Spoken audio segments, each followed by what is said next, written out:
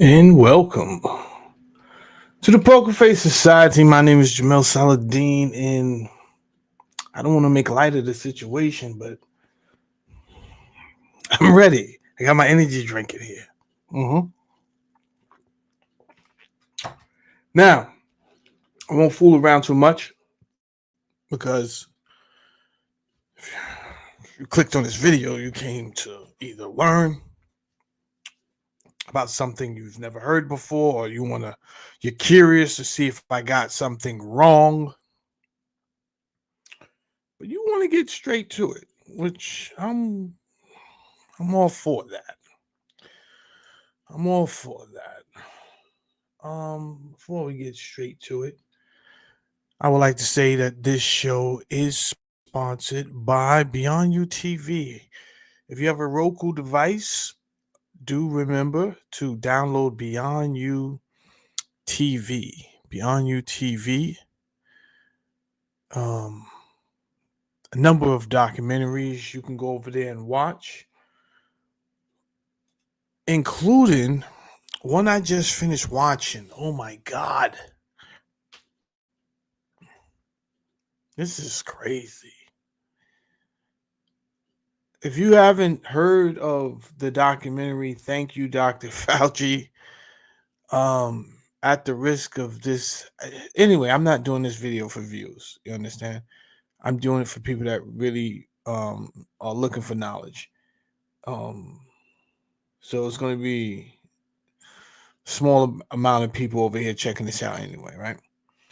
I really can't wait till this guy Trump gets back in office, but that's neither here or there. Let me try to stay focused. Go check out Thank You, Dr. Fauci, right? And it's on a number of platforms. Tucker Carlson has it. Beyond You TV, we have it. It's gonna knock your socks off. It's gonna absolutely knock your socks off. Thank you to these fine people who produced this film.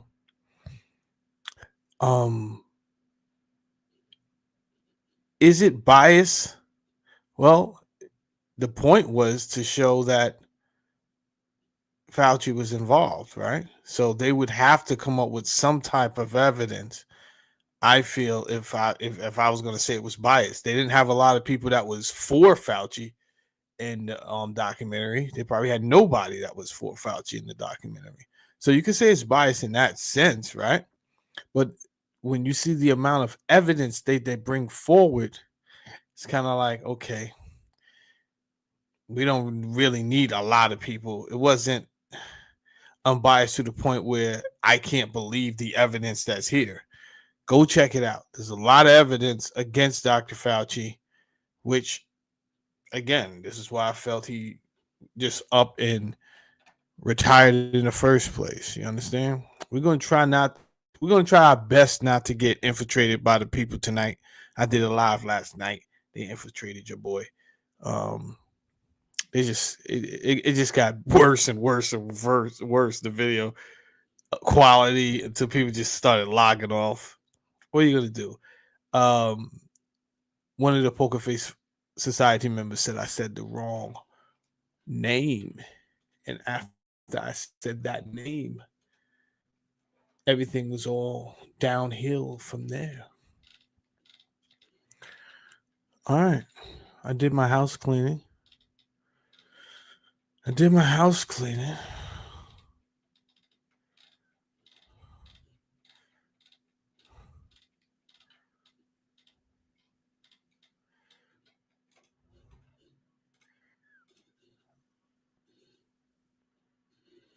All right, here we go. This here. Let me tell you something, bro. I'm off that. What's Mountain Dew's energy drink? Whatever Mountain Dew's energy drink is, that's what I'm off. It's wicked. I'm ready for it though. Let me tell you about this here project that I done got myself into. It seemed like every time I found out something, I don't know if I knew what I was getting into when I started to research this. But every time I found something out, something else came about, right? And I'm gonna keep it real with you. I'm not shortchanging you guys, but I stopped myself, right? Because I seen this, it was like a wormhole that I could have just kept on going and going and going, right? But I do appreciate the fact that I was able to gather some evidence and make it comprehensive. You know what I'm saying? I didn't want to come up here with random thoughts all over the place as if I'm attacking Judaism or Christianity. That wasn't the point, right? That's not the point, to just come up here and attack religions. That's not the point. I feel 2025, we're going into 2025. All these drones all over the place. There's talk of extraterrestrial life. I feel like, this is me personally. Let's get the foundation straight, right? Because a lot of things is going to be happening, and people going to be like, I'm going to wait to hear from the Lord, right? People be like, serious things be happening, and people just be like, yo, I'm going to just wait on God. And you can't tell them about their faith and their experiences that they've been through. Maybe they waited on God before and it worked out. You understand what I'm saying? However, however, my guy, um, I think I wanted to know was who they told me this entity was. Is this valid? Right? You understand? Like, we've had a few different content creators over the years bring evidence to us, like, hey, it may not be what you think it is, right? They may not be talking about who you think they talking about. What I've also learned is that some of those people, they were stretching their findings a little bit, right? So I like to research what I hear on YouTube and in these audiobooks as I listen to them. I take the notes while I'm driving. I go back. Let me look it up, right? If I could get to like I found multiple incidences where I could not find what these people were talking about.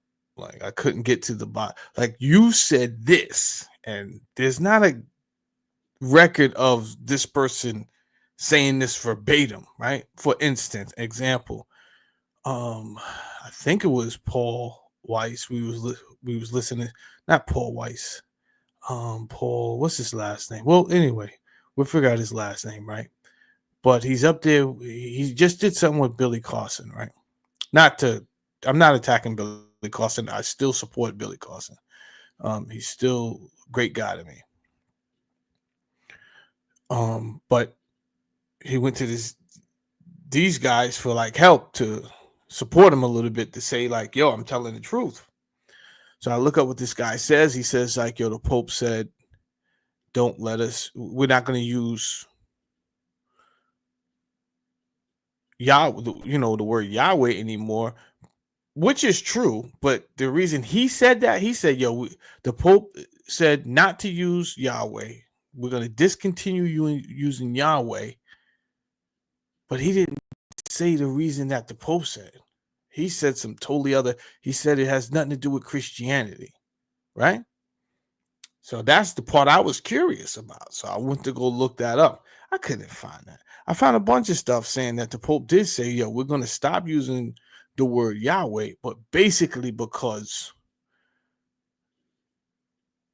we've always supported our Jewish brothers and we find it disrespectful So if they're not going to use the word Yahweh, we're going to try to stay on the same wavelength, and then we're not going to use it anymore. So it was kind of like, all right, I understand. So why this other person say it was for a totally different reason? And it's a shame because you didn't have to do that, right? You don't like just present the facts. Don't try to make something up to present your case.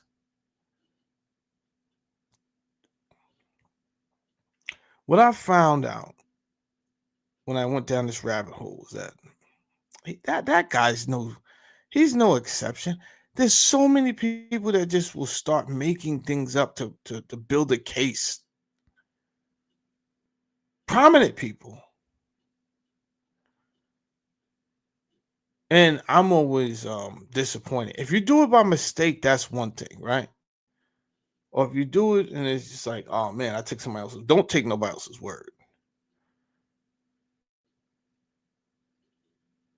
Because I'm finding this to be the case, or more and more and more.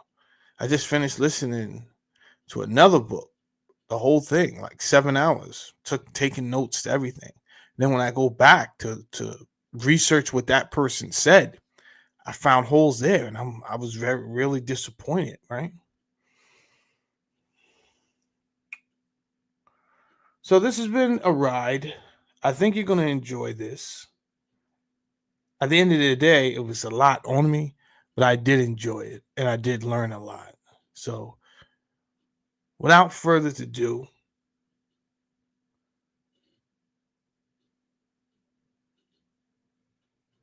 and shout out to Uncle Andy because he was really, that's one of the Poker Face Society members. He really wanted to hear about this. I got to spend 2 more days on it, but I said, you know what? I don't have 2 more days. I got to play video games with my daughter tomorrow. I don't have 2 more days. She's gonna freaking flip out on me if I keep myself locked up in this room studying like this. You understand? So I let's just let's deal with this piece of work that we have here, and then we'll move on. All right. So I'm not going to say this book here was one of the first books that I opened up, but it was. It was.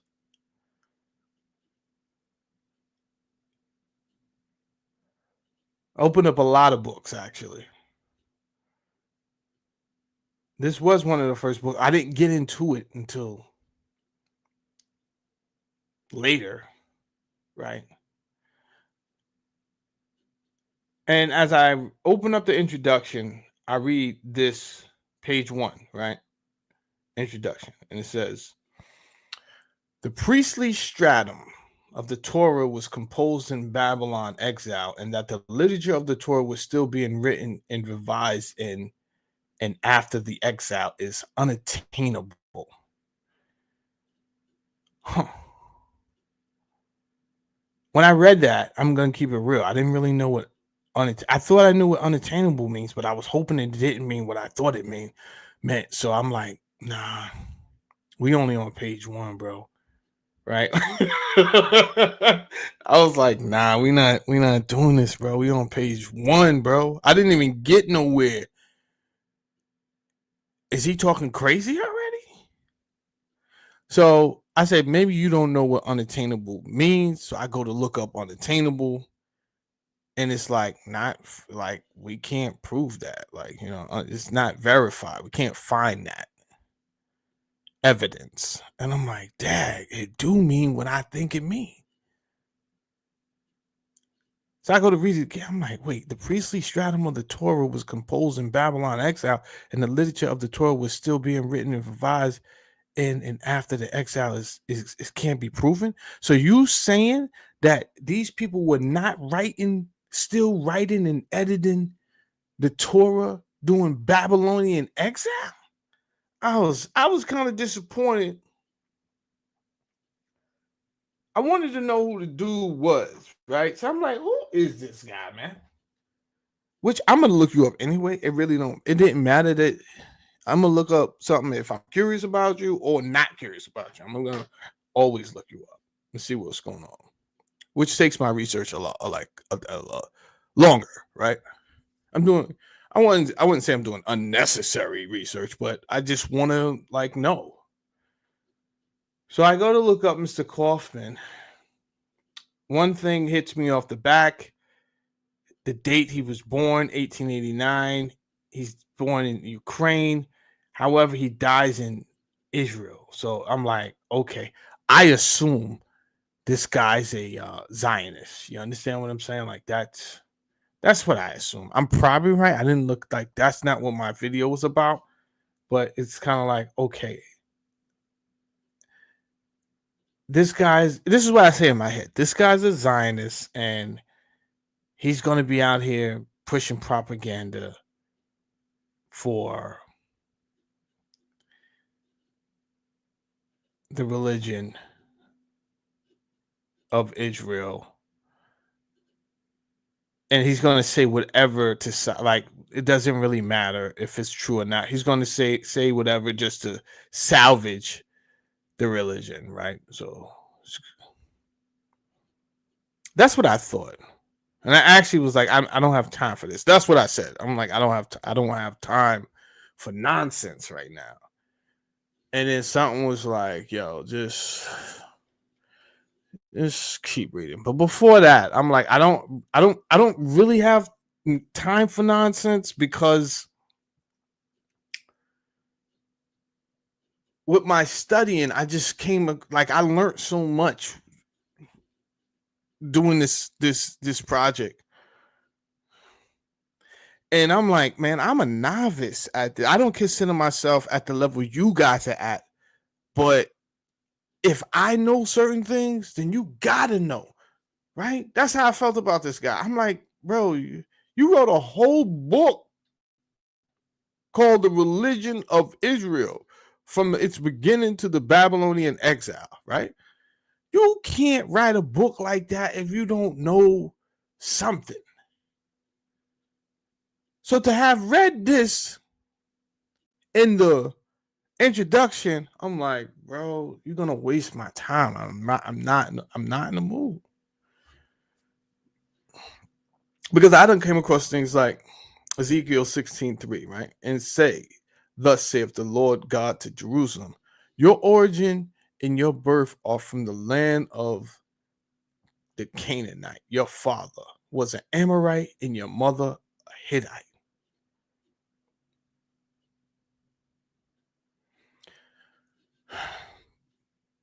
That verse hit hard. That verse hit hard.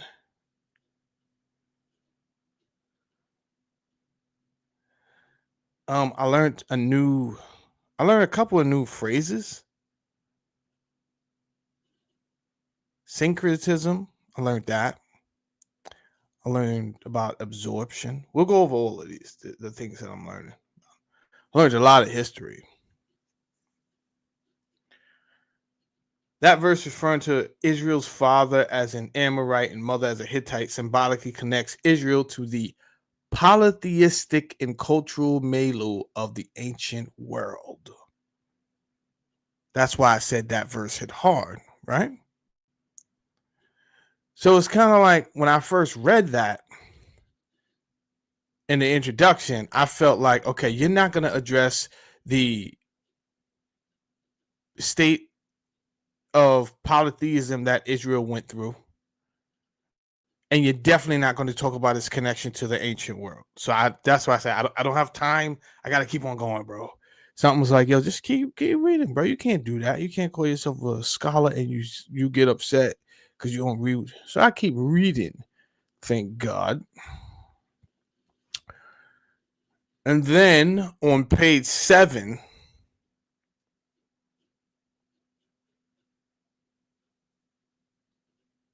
it's like, okay, that's not what I was not expecting any of what he was about to say on page 7, right? I thought I had him pegged, and obviously I did not have him pegged. This is what it says on page 7. If you're listening, or just the words are too small because you're looking at it on your phone, don't worry about it. I got you. Mr. Kaufman goes on, and I'm saying Mr. Kaufman because I don't want to butcher his name. Ezekiel. Ezekiel. It could say that. Kaufman.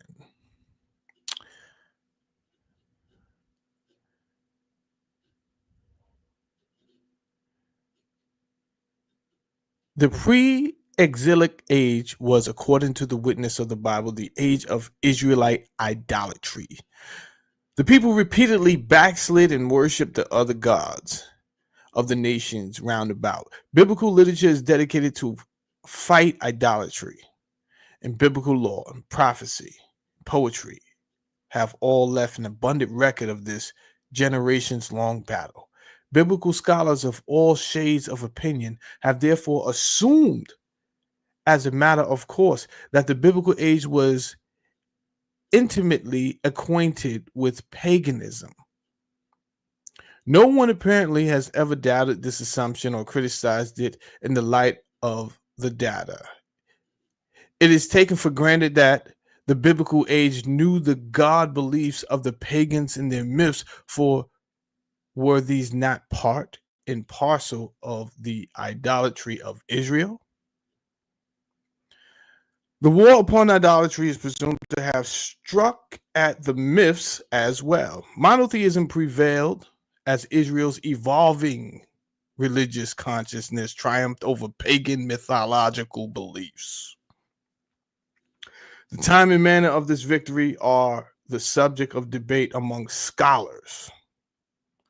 It is agreed on every hand that during the biblical period, mythology, polytheism was prevalent in Israel as elsewhere, and that biblical religion proper came into being only gradually as a product of the great struggle against it.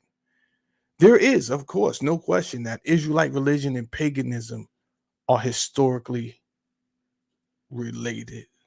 Both are stages in the religious evolution of man. Israelite religion arose at a certain period in history, and it goes without saying that its rise did not take place in a vacuum. The Israelite tribes were heirs to a religious tradition which can only have been polytheistic. I said, oh, okay. Maybe it's not. You understand? Maybe I judged him too fast. Welcome, everybody. My name is Jamel Saladin. This is the Poker Face Society. You probably worship a Sumerian god named Enlil after really doing all of this research. I'm going to keep it 1,000 with you. I have heard this from other scholars, but I wanted to find out for myself and not just listen to what they were saying. I wanted to like dig deep and kind of like see where their proof was at. You know what I'm saying? Other than that, it could be just like rhetoric, right? Again, real quick, I just want to promote Beyond You TV. We do have thank you, Dr. Fauci, over there right now. The documentary. So after this live, please do go check that out. Let me ask you this.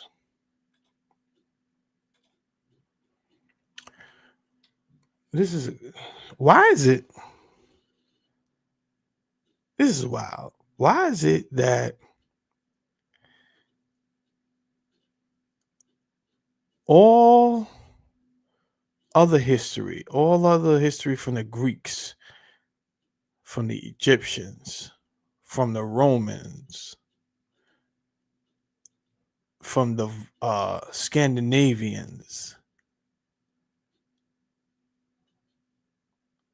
from the Hindus, we consider their stories myths. Right? I've come to like kind of look at the word itself in disdain now, right? We look at the word myth.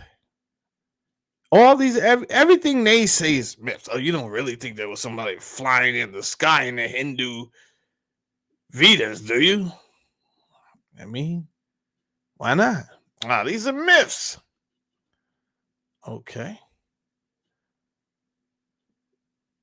Zeus and his pantheon, myths. Thoth, his pantheon, these are myths. Okay.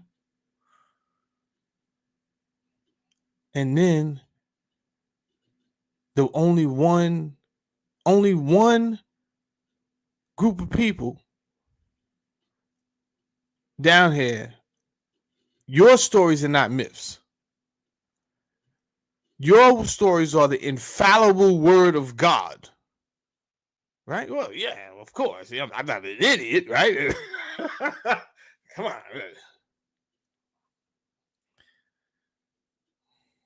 I'm just saying, these guys, you don't really believe it. Yeah. Oh, slow down, buddy. Slow down. I just, you know,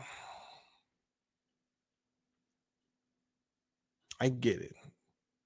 Daniel and how many?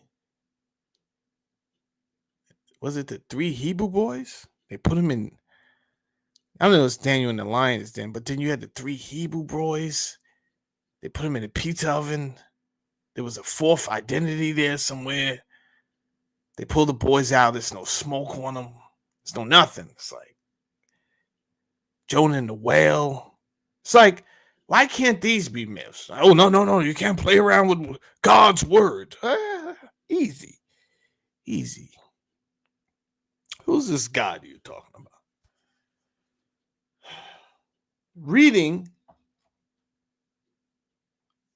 and I think I told you guys, even in my last videos, and the reason I didn't do a part 4 is because I wanted to just start something new. Right. But even in the last videos, as I was looking at some of the verses and some of the chapters, it was just like, man, why is this God always out the loop? Like, he doesn't know stuff. It's like, I can see if he's pretending not to know stuff, right? Like with Eve and Adam, like, hey, who have you been talking to, right? It's debatable. You could probably be like, nah, he was just playing him. He was feeling him out to see if he was going to tell him the truth. Okay, it's possible. But then it was like cases where, dude is clearly out the loop. He's like out the loop. He doesn't know what's going on, right? Which is the Tower of Babel, right? He sincerely did not know what was going on.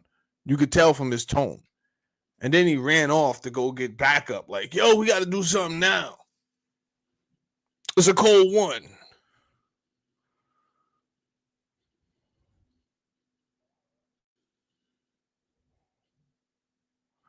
So it makes me ask, not out of disrespect, yo, who's this God, bro? Like these I'm just sharing things with you that was in my head before I started even doing this here. These are the things that I'm thinking about.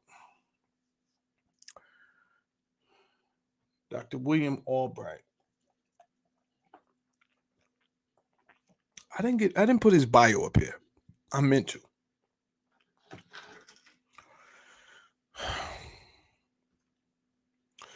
Dr. William Albright said, whenever there are serious gaps in our knowledge, we cannot safely use such models in social or historical studies.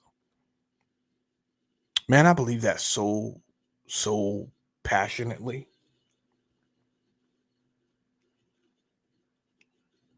He wrote a book. We're going to get into it, right?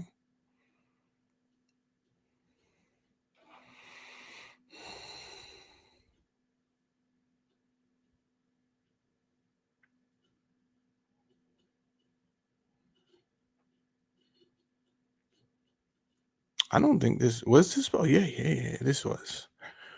All right. So a lot of evidence was pushing me back to Sumer, right? The evidence and the information was coming in all over the place, right? Because I'm reading all these different authors. I'm listening to some authors. I'm reading some authors. and the information is really coming in all over the place, right? And I'm like, yo, bro, how you gonna? It was a lot to put together in such a short period of time. But again, my thing was to make it comprehensive, right? So it wasn't like random thoughts all over the place. It's like, nah, like let's consolidate this information, let's put it in perspective, and then let's retell the story. So me retelling the story, I gotta start from the beginning. All right. I already know that these things are connected. And it's my thing, I guess since I'm doing the video, I have to prove to you that these things are connected, right? So before I get into the details of what this author said, and I'm pointing this here, and you may not have a good understanding of some of these cultures, civilizations that existed. So I said, you know what? Don't be pointing things out to people and then they still don't even understand or have any idea. Don't assume that your audience knows anything about Sumer at all. Right? Take your time, bro. Take your time. You're in no rush. And again, I could have researched about 2 more days, but like I said, bro, I gotta play video games with my daughter because she got all type of stuff and she just wants to play video games with Pop J. And that's what we're gonna do. So let's knock this out the park.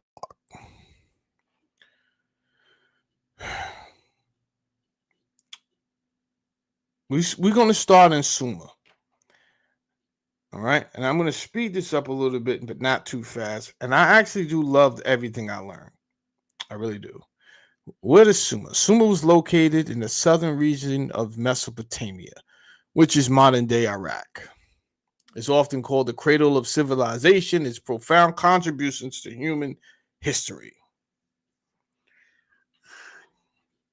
Flourishing between 3100 BCE and 2000 BCE, Sumer consisted of the independent city-states of Uruk, Lagash, each with its own ruler and patron deity. I found that to be interesting. Now, me thinking back now, I never took a snapshot of some of these places that I seen that in the book, right? So I'm upset. Like I said, I could have did 2 more days of just polishing this up. But here's the point. They had these city states, right? Cities within states. And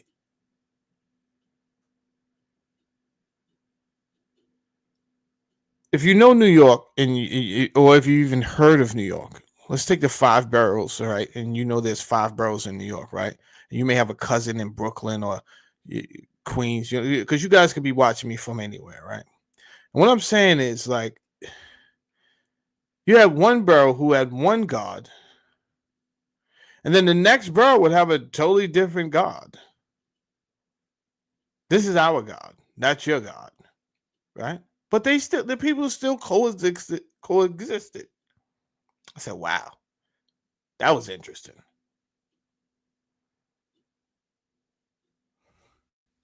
We'll get back to that in a second.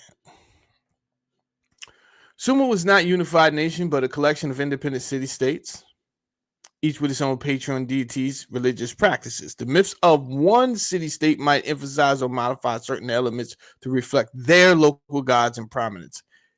Enlil was central in Nippur, while Enki was prominent in Eridu. We'll talk more about these cats later. Trust me. The Sumerians were pioneers in many fields. They developed the first known system of writing, cuneiform, used for record keeping, literature, and legal codes. Their innovations in agriculture, such as irrigation systems, allowed them to thrive in a challenging environment.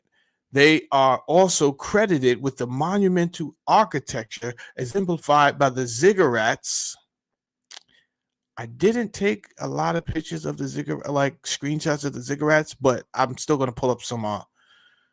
I'll pull up some some websites so we could take a look at some of the ziggurats. And the ziggurats appear to be like a stepped pyramid, right? We'll get into that later. They are also credited with the monumental architecture exemplified by ziggurats, temple complexes built to honor their gods.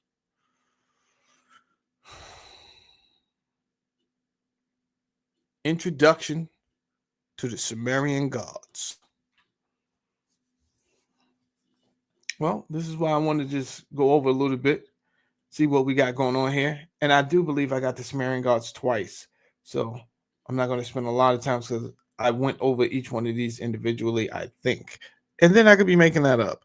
Sumerian religion was polytheistic with a pantheon of gods representing natural and cosmic forces. Let's take the first god, Anu, the god of the sky and the chief deity of the pantheons. We have Enlil, the god of air, storms, and not earth. And I took that out. But earth, maybe I put it back. I'm going to say earth for a reason. Anyway, known as the father of the gods.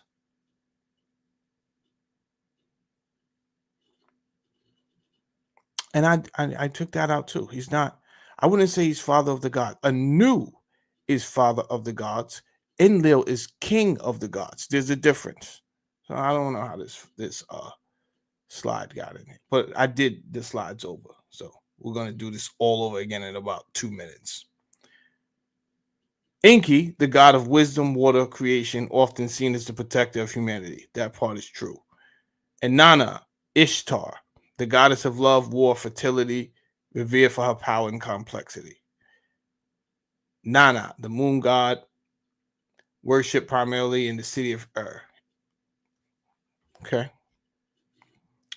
Like I said, maybe I meant to take that slide out because I knew I was going to do all of these over again. So let's go again. Anu was the god of the sky and the supreme deity in the Sumerian and the later Mesopotamian pantheon. Now, one of the reasons I wanted to do this video was because there seems to be like, when you're unclear, it's like a mesh, but they just kind of mesh everything Babylonian, everything Akkadian, everything Sumerian into like one story. And I wanted to separate these things, right? I wanted to, because as I was reading, it's not that at all.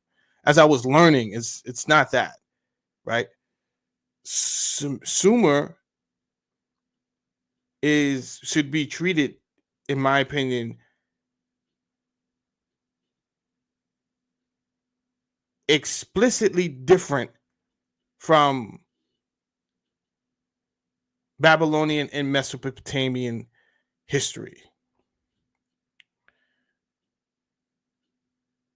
And one of the reasons I'm saying that, and we're going to go over that in a second, because even the language is not considered Shemitic. It's not. When we look into the linguistic professionals, they're going to explain even the language itself is not considered Shemitic. So that and some other reasons, which is that's how I always felt, but I never studied it in this depth. What happened was, as we're going to see, as Sumer died out and Akkad and all these other cities in Mesopotamia started to build up, that language slowly died out. Those stories and traditions and that culture, it crossed over, but still, it was still watered down version. And these people they started their new cultures and behaviors and rituals and rites, but they still had a hint of the old, right? They still kept some of that. We'll get into it later. Anyway, Anu is the father of the gods, which is kind of crazy because you don't really hear nothing about Anu, right? He's literally the father of Enlil, and we'll find out who Enlil turns out to be later on. He's literally the father of Engi and some other kids too. But you don't hear nothing about him. Nothing.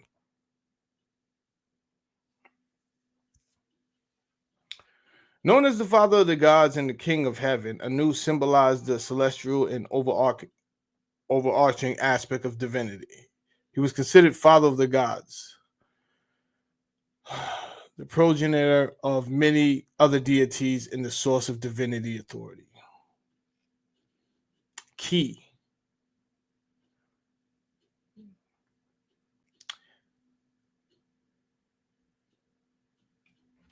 This is his counterpart. This is Anu's counterpart, Key. Key in Sumerian would mean earth.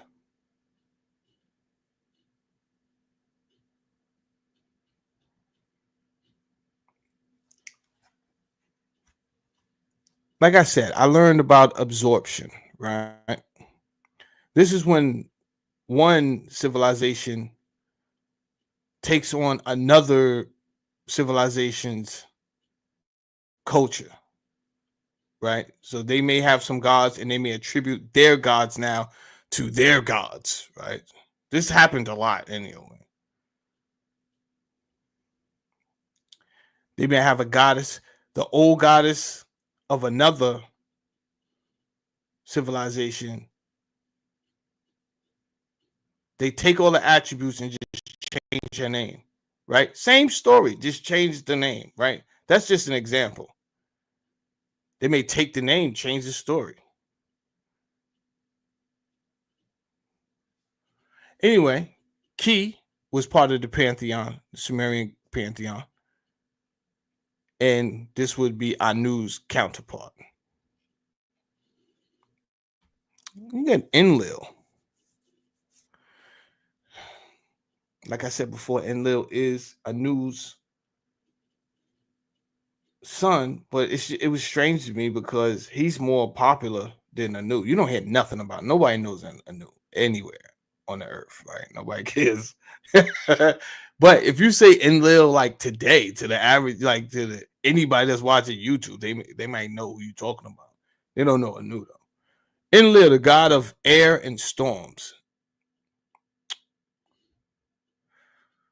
Now he is seen as a ruler of the gods on the earth. For whatever reason, he got a brother named Enki, right? In the end part, you see how his name is Enlil?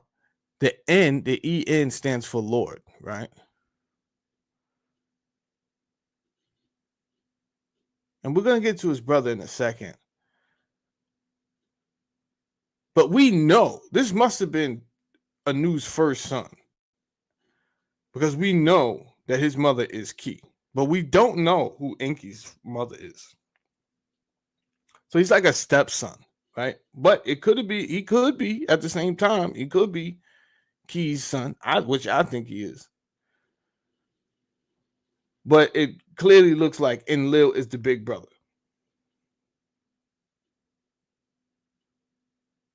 In this pantheon. So therefore, he is the king of gods on the earth. He is the king of gods, the God who carried out the divine will in practical terms. While Anu held the ultimate authority, Enlil was often predicted as the most active and powerful god in Sumerian myths. It's weird. I don't know. The one I want you to pay attention to though is this: he was god of the air. I want you to pay attention to that. So Anu is the god of the heavens and the father of the gods. You understand? Then his son is the god of air and the wind. I want you to pay attention to that. And there was more dynamic and involved in creating and maintaining order in the world. This is important. This will matter later on. He is also seen as the god who granted kingship, making him central to human governance and society structure. That is also important later on. And then you got Enki, which is weird because they said he's the god of water. However, when you break down Enki, the En stands for Lord, and then the Ki, as we learned earlier, means earth. So he's the god of the Lord of the earth, the Lord of the earth. However, he's the god of water. Go figure. I don't know. Anyway, Enki was often depicted as a benevolent and clever deity who helped humanity. He played a crucial role in many myths, often using his wisdom and magical abilities to resolve conflicts or aid the other gods and humans. In the Adrahijas epic and the Enki and Ninmah history of Sumer, he was the protector of humans, credited with teaching them arts, crafts, and knowledge.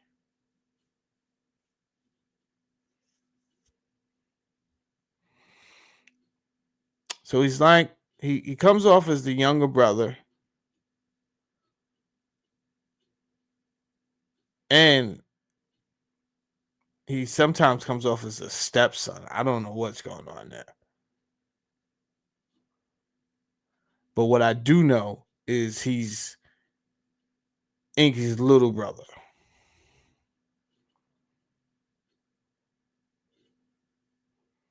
In some myths, Enki is involved in the creation of humans, often by working with the mother goddess Ninhursag. That was a crazy story if you've never read it. It gets deep for some reason. He has sex with his mom's, who turns into his lover, but not really a lover. They just doing this so that they can recreate things. I don't know, right? They have a child. He ends up having sex with that child.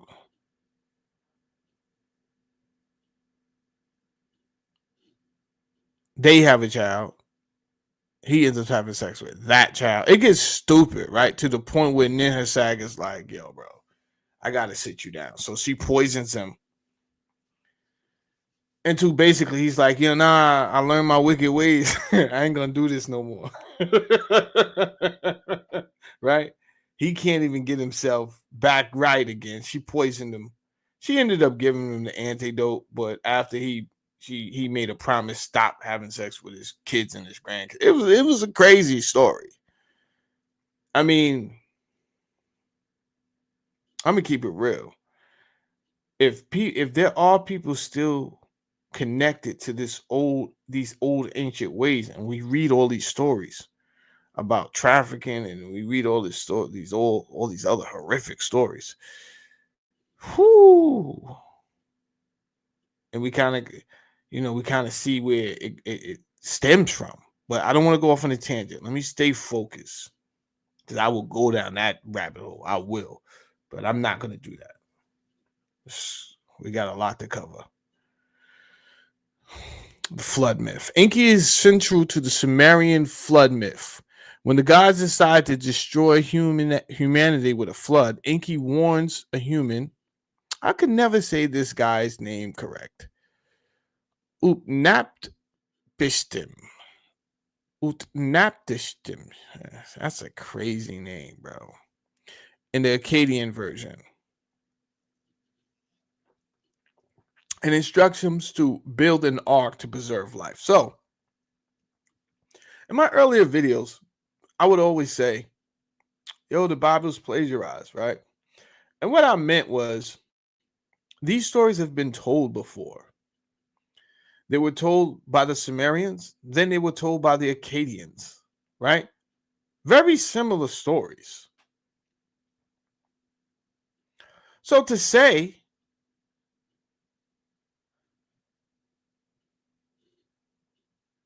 if your religion started, right, in the 1200 BC, and to give credence to,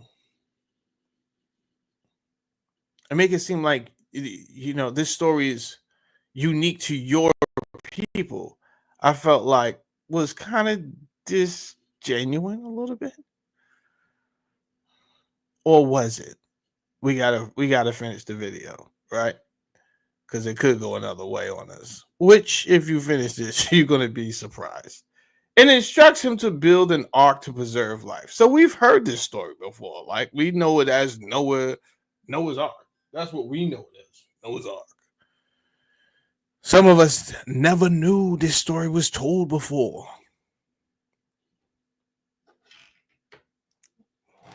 What? Noah's Ark was told? Yes, Noah's Ark was told before as some other stories. Like Moses' story.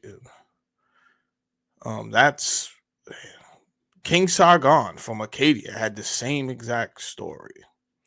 Although it didn't end the same because the tablets they don't know how the story ended because the tablets are fragmented and it doesn't end the story, right? But the beginning with putting the baby in the bassinet and going up the river and then the baby is found and then raised in a palace and all this other stuff, same story.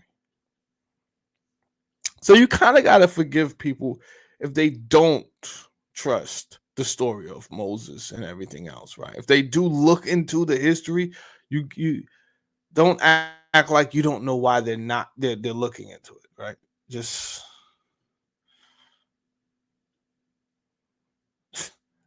don't treat them like idiots, right? Give them that much. If if your zeal is forcing you not to look at that and be like, you know what, I don't care about that, that's cool. Just don't treat other people like they're idiots. You understand? The Abzu. And Enki's home was the Abzu, a divine freshwater reservoir located beneath the earth, which he ruled. As neighboring civilizations such as the Akkadians assimilated Sumerian mythology, they adopted the stories to fit their own religious and cultural frameworks. For example, the Akkadians merged their god E with the Sumerian god Enki, and their god Anu with the Sumerian An. The Babylonian Marduk became a central figure by absorbing traits from Enlil and Enki and later myths such as the Enuma Elish.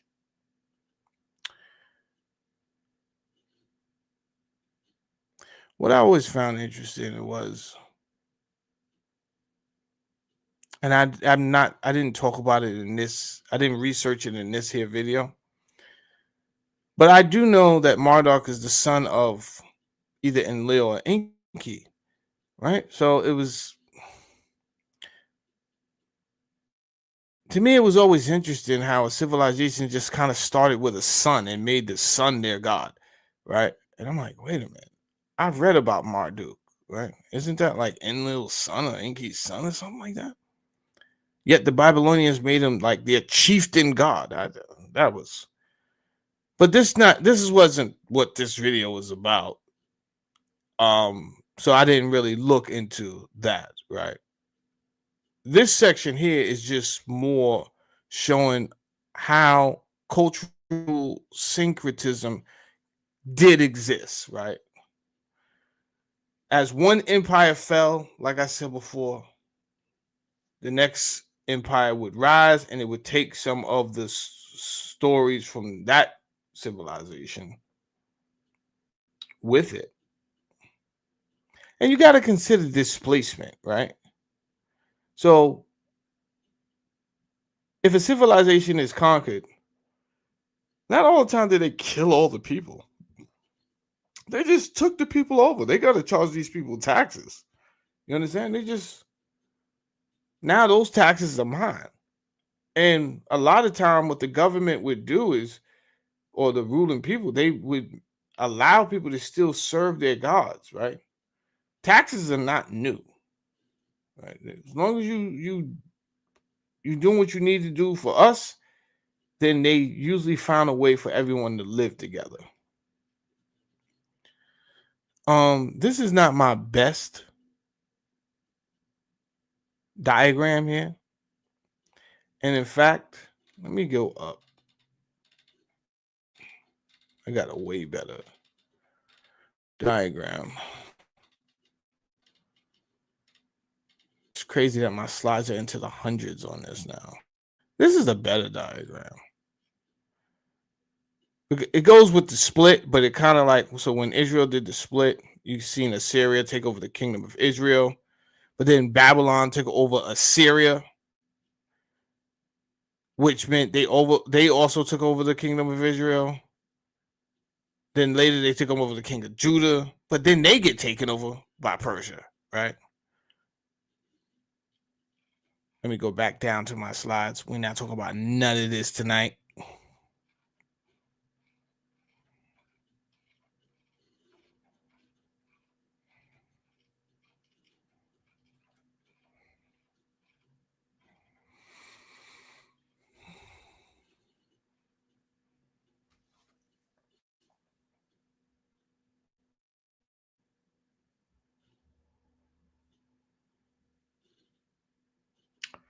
So let me see.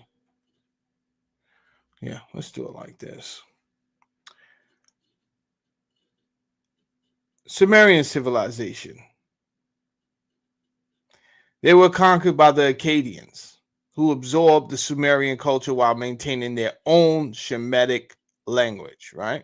Now, remember, I said that the Sumerian language wasn't considered Shemitic, and we will go into that later, because I'm not going to say something bold like that and then can't have some type of resources. You ain't going to have me out there like that, right? So we'll get to that part when the time comes. I got my resources for that.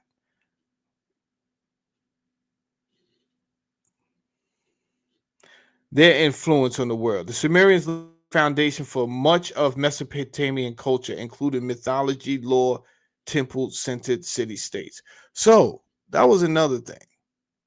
There was a lot of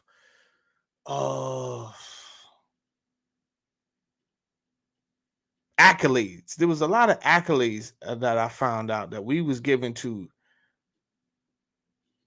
Mesopotamia, right? Because they just lumped that word in there, Mesopotamian culture, Babylonian culture, right? And then sometimes they try to sneak the Sumerians in there, and then they'll give a lot of credit to somebody like King Hammurabi, right? And if you don't know who that is, he was a king within Mesopotamia. Like I said, these are different. You got to separate them. But he's known for having the Hammurabi codes, right? Legal codes, different codes about justice, laws. And he's often credited with like founding these codes of civilization, but then you find out like that's not even totally true, as we will see later on, because he was inspired by the Sumerians. We'll get to that later.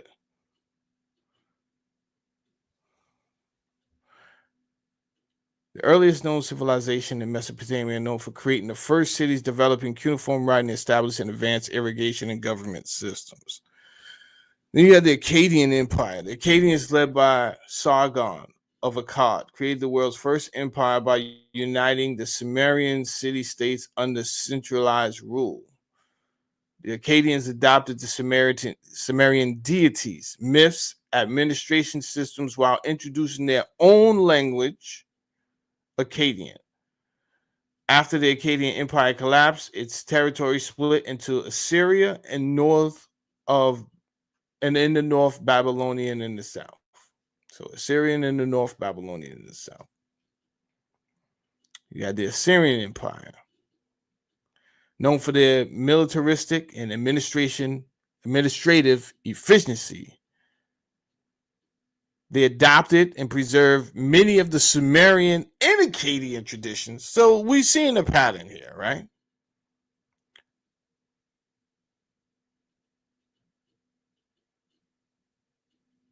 They adopted and preserved many Sumerian and Akkadian traditions, particularly mythology and governance, while introducing their own innovations in war and architecture.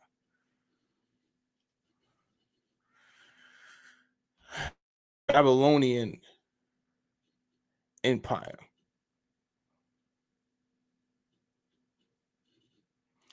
The Babylonians, under leaders like Hammurabi and later Nebuchadnezzar II, became cultural and political successors to the Akkadians in southern Mesopotamia.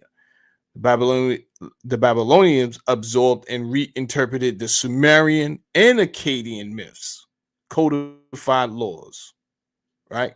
I spoke about King Hammurabi's code before.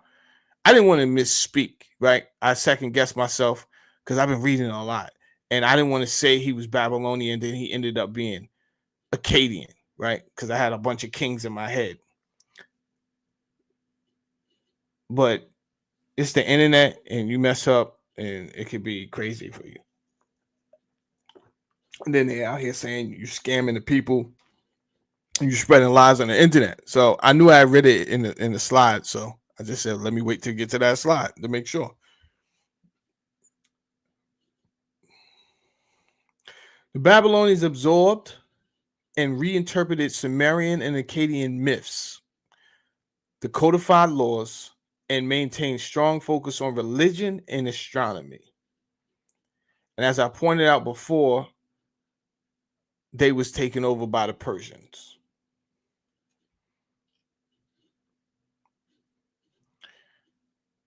The Persians under Cyrus the Great, later Darius I, created a vast multicultural empire. They adopted aspects of Mesopotamian administration and religious practices while introducing Zoroastrianism as Zoroastrian elements, right? So it was they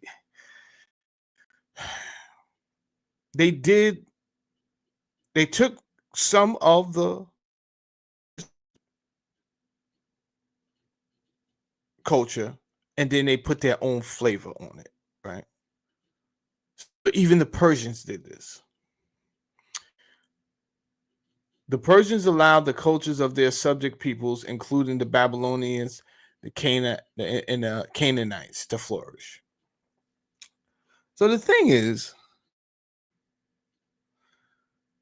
the children of Israel, when they were under Babylonian captivity, when the Persians came along and then took over Babylon, they told the children of Israel, y'all could go back to like Jerusalem. Y'all good. Beat it. Y'all good. And if you watch my previous videos, they did go back, but they had to work things out amongst themselves now, right? Because they had been under captivity under other people for so long. They had to now figure out what's our story, like for real. So the scholars had this, like, what's that story going to be? It can't be all over the place. Some people wanted to go with oral tradition. Some people wanted to stay with the written law. So they had to work that out amongst themselves.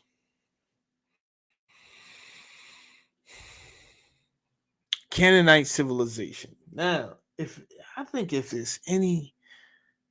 don't think the Canaanites are brought up enough in regular conversation.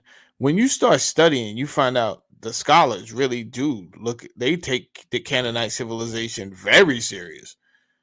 But like in everyday talk, we never talk about the Canaanites. We talk about the Sumerians all the time. We talk about Babylonians. We talk about Mesopotamia. We don't talk about the Akkadians that much, but they come up way more than the Canaanites.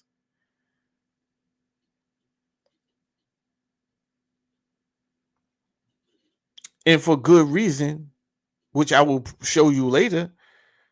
You got to talk about the Canaanites. You 100% absolutely have to talk about the Canaanites.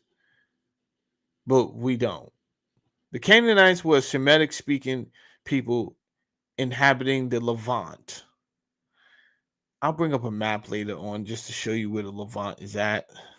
It's pretty much the area they're in right now, but more like a larger geographic area than just some small piece of land the size of New Jersey out there.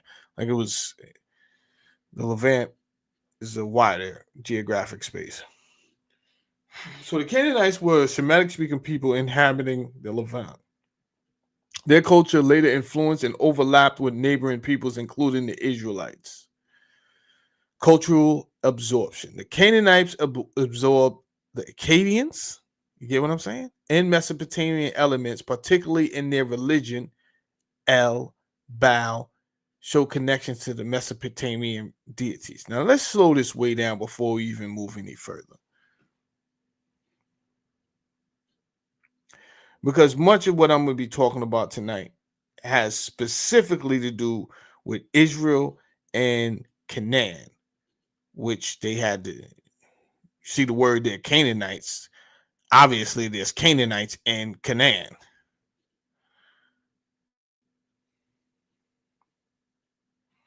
What I want to focus on is the fact that every culture I mentioned so far absorbed the previous or a neighboring culture. Every last one. But guess what? Guess where it all started? Guess where it all started? Right there. Right? We could go to the Akkadians, we could talk about the Assyrians, we could talk about the Babylons, we could talk about Persia, and we could talk about the Canaanites, and we could talk about Israelites. However, the pattern is showing that every culture had absorbed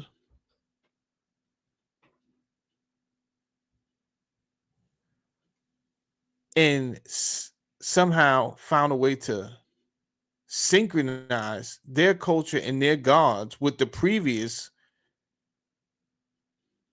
empires. I've said this in other videos, but I didn't use the word absorb, and I didn't use the word syncretism because I didn't know those words. I didn't know those words were used when studying these type of topics until I started reading these scholars, and then it was like, oh, this is a real term. So I'm not the only one thinking like this. These scholars that wrote books in the 1800s and early 1900s, they've been thinking like this. They got terms for it. Now, I want to point something out now that I made that clear. You got the sky god. You got the god of the air, right? And you got the other god, son. These is two sons and a father. I would like to present the idea that this is where we first see the Trinity, not in later Christianity. We would first see the Trinity in the Father, the Son, and the Holy Spirit, Spirit of air. Again, I said I would like to present that. That don't mean you got to take that. Obviously, I have good reason for saying that, and you should probably consider it, being that this video is not over yet, because you don't know what type of reinforcements I'm gonna bring. But hey, I would like to say that is our first.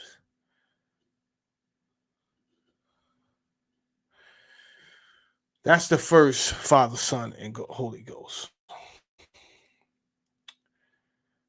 Now,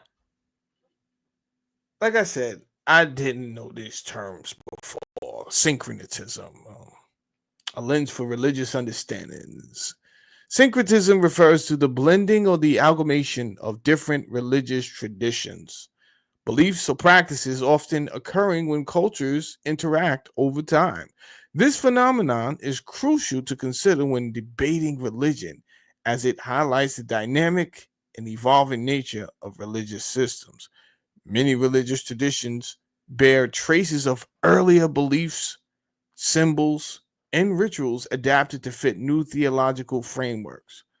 For example, Christian holidays like Christmas and Easter incorporate elements from pagan festivals, while aspects of early Judaism reflect influence of neighboring Mesopotamian cultures.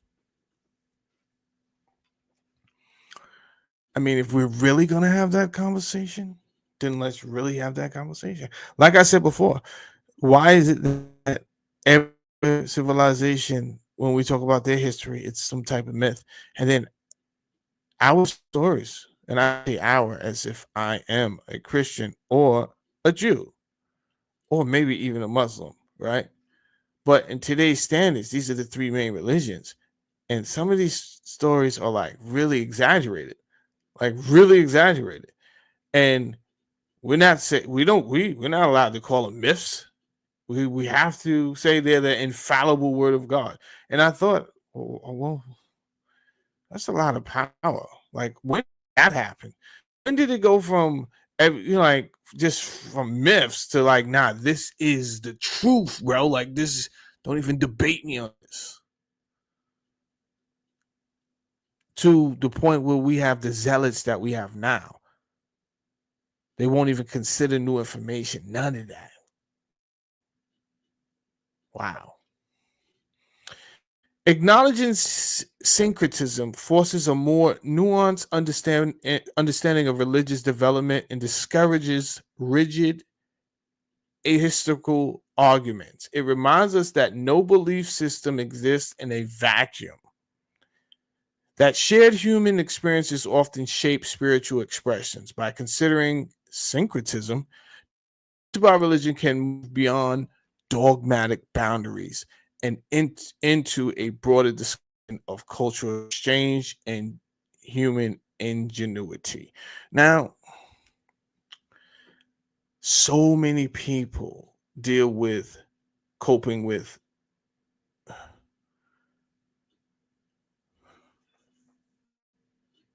being in limbo when it comes to their religion, right? Because I'm not even talking about one person, bro. I'm talking about a lot of people reach out to me. I've been talking online for a minute, right? So I went from Instagram to Facebook. You know, I went from the barbershop, tell you the truth. I went from the barbershop to the Facebook to the Instagram to here I am on YouTube. And people reach out to me and they're hesitant at first, they want to know, but then they get scared, right? Because especially before the internet, you had to do a lot of this work yourself. So if I introduce something to you on the street and you feel excited about what I said, but then you didn't have the time or the, you know, you just didn't have it in you to go research yourself after that. Most of these people just get scared and they would end up right back in the place where they felt like something was wrong in the first place, right? They felt like, yo, I'm not being told the truth. And the truth was I'm not gonna say it was so hard to find. It might have been easier in the library versus now. Like maybe when the internet first started, but now you could go to Google and look up the wrong thing and just not find it at all. If they don't want you to see it, you're not gonna see it on Chrome, right? Open up another browser. I'm gonna give you guys a jewel. If you don't have DuckDuckGo, download DuckDuckGo. If you don't have DuckDuckGo, download DuckDuckGo. Because you can Google something and not find it on Chrome and Google it on DuckDuckGo. And you're gonna find so much different information. You're like, yo, what's that about? They're censoring what information you get. So at some point they will do it to DuckDuckGo and you won't be able to get it over there either. But while we're here, since just try to do what you could do. But I'm gonna tell you something else. You always got the Internet Archive, right? So I get a lot of books off the Internet Archive.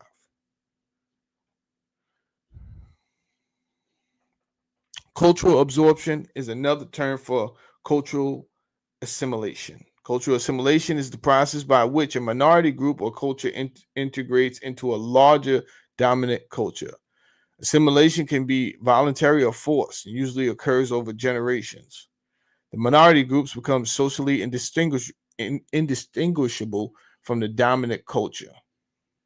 Mhm. The forced assimilation of indigenous peoples in European colonial empires is a historical example. Cultural assimilation can have negative consequences, including what? Loss of language, talk about it. And cultural practices, talk about it. Deep sense of trauma, higher rates of social anxiety, depression, and lower self-esteem. Mm, mm, mm. Now, this is about religion, so I'm not going to go off on that tangent, and that's on that side of the brain. But I would like to point out the first bullet: loss of language and cultural practices. Loss of language and cultural practices. Remember that. Oh, I did learn another word. I learned the word diachronic. I learned a lot. I'm not gonna hold you guys. I was learning. Your boy was in here learning, bro. I'm like, what is this word? Diachronic. Concerned with the way which something, especially language, has developed and evolved through time.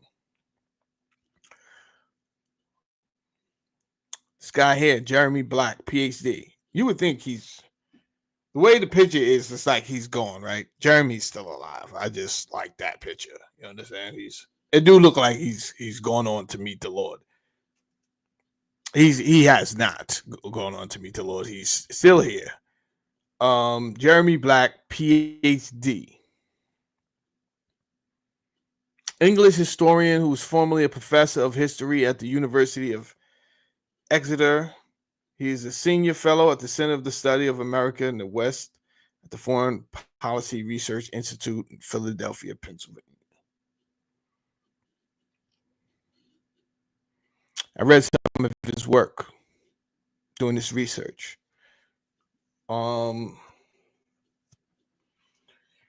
This research was a roller coaster ride because some of this stuff I never even knew, and then I didn't know how I was really going to put it together. But I knew it was important for me to talk about.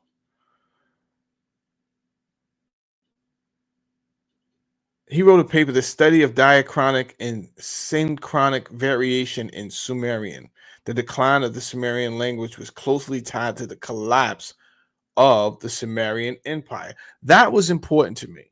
And like I told you guys before, when I told you that Sumerian language was not considered Shemitic, this is who I got this information from. He said that. So I didn't just pull that out of thin air. He's not the only one that said that, but he was the first one and the one with the most credentials in language that I said, okay, let me put you up there on the big screen, Playboy, because they might think I'm out here just making things up and all that. What is diachronic? Diachronic are relating to or dealing with phenomena as language or culture as they occur or change over a period of time. All right. Language as a tool of an administration. The paper, his paper that I told you that I read, indicates that the Sumerian gradually ceased to be used for administrative purposes after the end of the Old Babylonian dynasty. The decline in administrative usage is consistent with the political and institutional shifts that occurred after the fall of the Sumerian Empire. As Akkadian became the dominant administrative language, Sumerian's functional domains diminished. This is important for what we about to talk about. I know you kind of like, yo, don't got nothing to do with. Yes, be quiet. It does. It's giving us a strong foundation. It's giving us things we need to consider.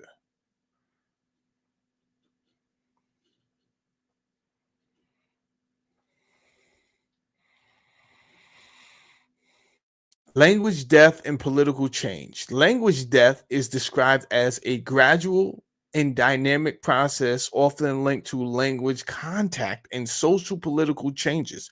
The collapse of the Sumerian political structure likely facilitated the rise of Akkadian as the primary language of governance in daily life. Okay.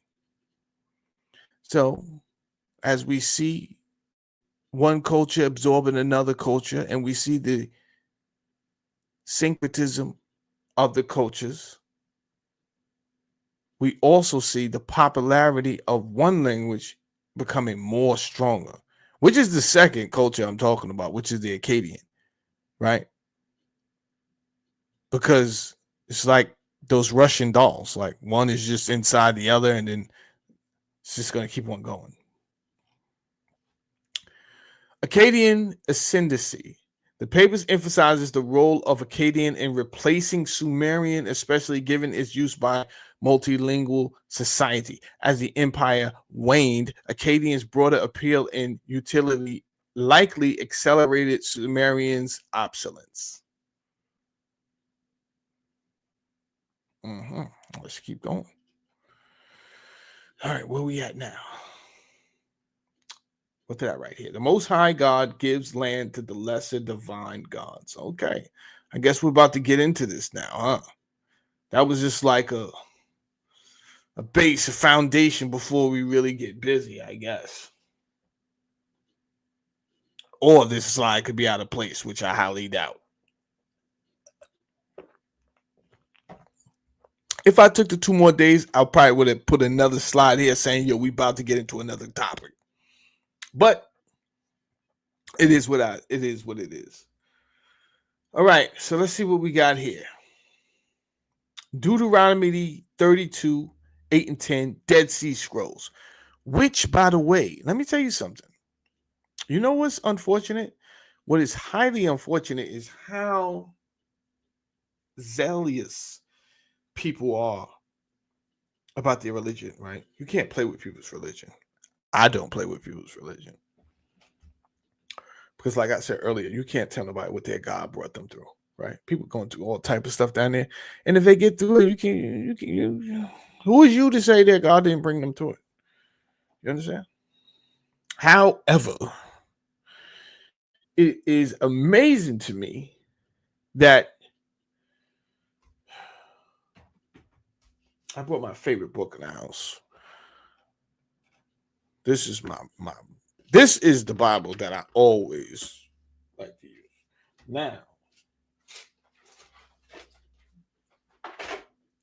this is the Bible that sometimes they both King James, right? But this one is all torn to shreds. However, it has sentimental value. Actually, I stole it from my cousin, who I no longer talk to. But it also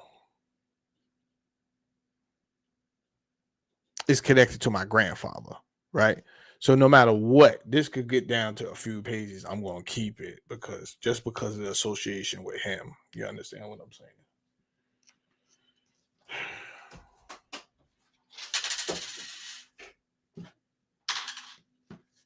This Bible I never read because I have trauma over the Jehovah's Witness.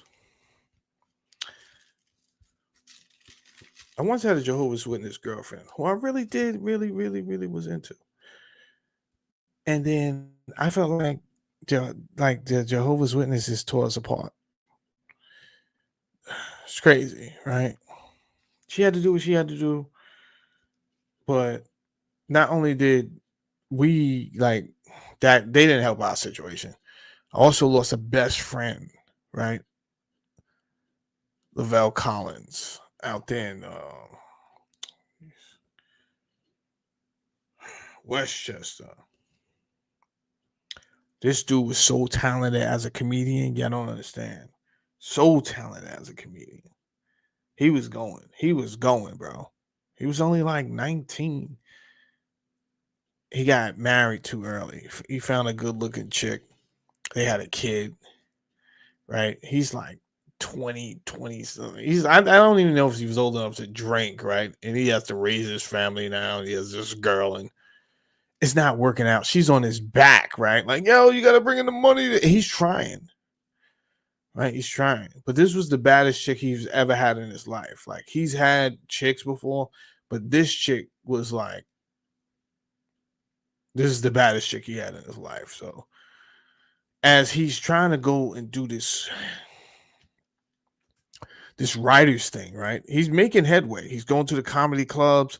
He ended up like Saturday Night Live. He's like one of their writers, but he's not getting paid a lot of money. And she's on his heels about getting a real job. And which in those years, he was supposed to be single. He shouldn't have been boggled down like that. And then next thing you know, he ends up at the hall and everything goes left. He comes to me. He's like, yo, I'm quitting comedy. I'm only doing stuff for Jehovah now. I'm like, what are you talking about? You sound crazy, bro. You know how talented you are? Yo, I'm only working for Jehovah now. Like Hove from Brooklyn? No, not Hove. Jehovah, Hova. Oh, say word. You wildin'. So every time I see this book, I have trauma. Ugh.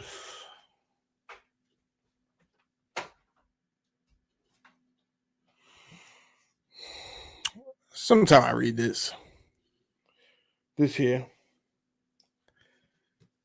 There's a few other Bibles that I want to order. They cost a lot of money, but I'm gonna get them. I read them online, but I need them in my hands. You understand? My point is, having been in Christianity for so long and reading this here King James Bible, I never knew it read so differently, like the Hebrew Bible. I had no idea. Like this stuff reads so differently than the Hebrew Bible, bro. It's crazy. I mean, there's words that's not even put in here, which makes a difference. It's a totally different read. And you would think, for how passionate Black people are, you know what I'm saying? Especially Pentecostal and these churches, the organ is rearing, people are running up and down the aisles, people are fainting. You understand? There's the speaking in tongues, the drums is blaring, everything. We're so passionate. There's tears and there's crying going on. You would think we had that same energy to look into the foundation of what we say we believe. You would think. But it just becomes more emotional than anything. You know what I'm saying? You just wait for Sunday to come so you can go into the house of the Lord, and you understand there's music, there's association with the saints. Everybody's not there for the same reason. You understand? Some people there to get laid, and they are getting laid. Some people there because it's like a club. You can't get into nowhere else. You understand? You give a little offering. You here. They know your name. I can't get into no other club. I'm here every Sunday. They know my name. Don't matter who I am on the streets. I'm here. I'm somebody here. Right? We get it. We get it. And guess what? I don't knock it. I'm not even judging you because I'm saying these things.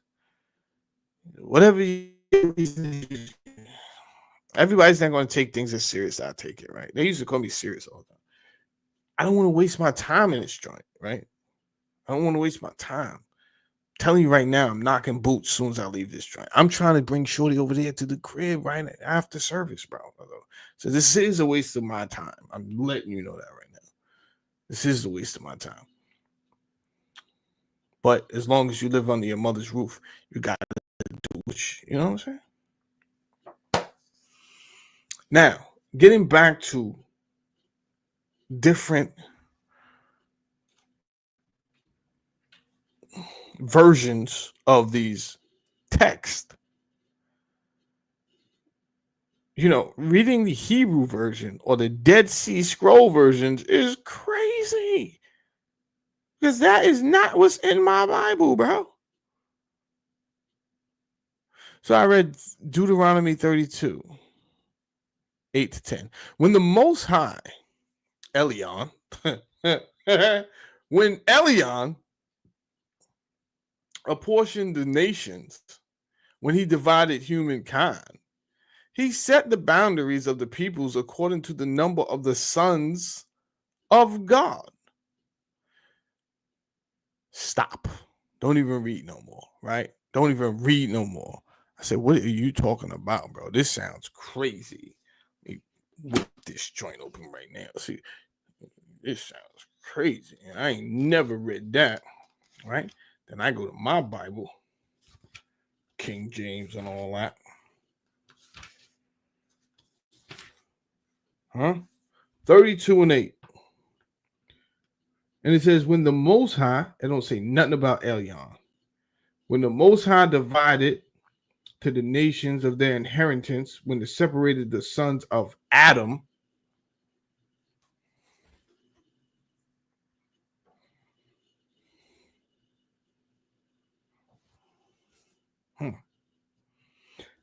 and he set the bounds of the people according to the number of the children of Israel. What are you talking about? What are you talking about?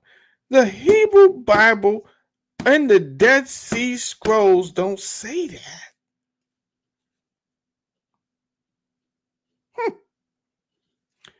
If you're going to change the words, it's going to change the story, people. If you're going to change the words, it's going to change the story, people. The thing is, most of us we would never know, right? We won't know unless somebody come back to our circle and tell us. Now, sometimes they could come back and it could not have the effect that you think it's going to have, right? Like in the allegory of the cave when the dude came back and was like, yo, there's sunlight outside. These ain't the gods. The shadows ain't the gods. They wanted to kill him. They were like, shut up. Shadows is the god. How dare you disrespect what? These shadows been good to us. The shadows ain't even like, shut up, kill them. Right? I already went through that. Right? This is why I used to tell people. If you notice, I didn't give no disclaimer tonight. If your big head want to come over here and be nosy and see what I'm talking about, go ahead. Go ahead and find out the hard way, right? I've been telling you, don't come over here. Don't subscribe to me because it's gonna go another way. I've been telling you this. But you came over anyway to be nosy and see, okay. I bet you be questioning your whole faith by the end of the video. You better knock it off and get out of here.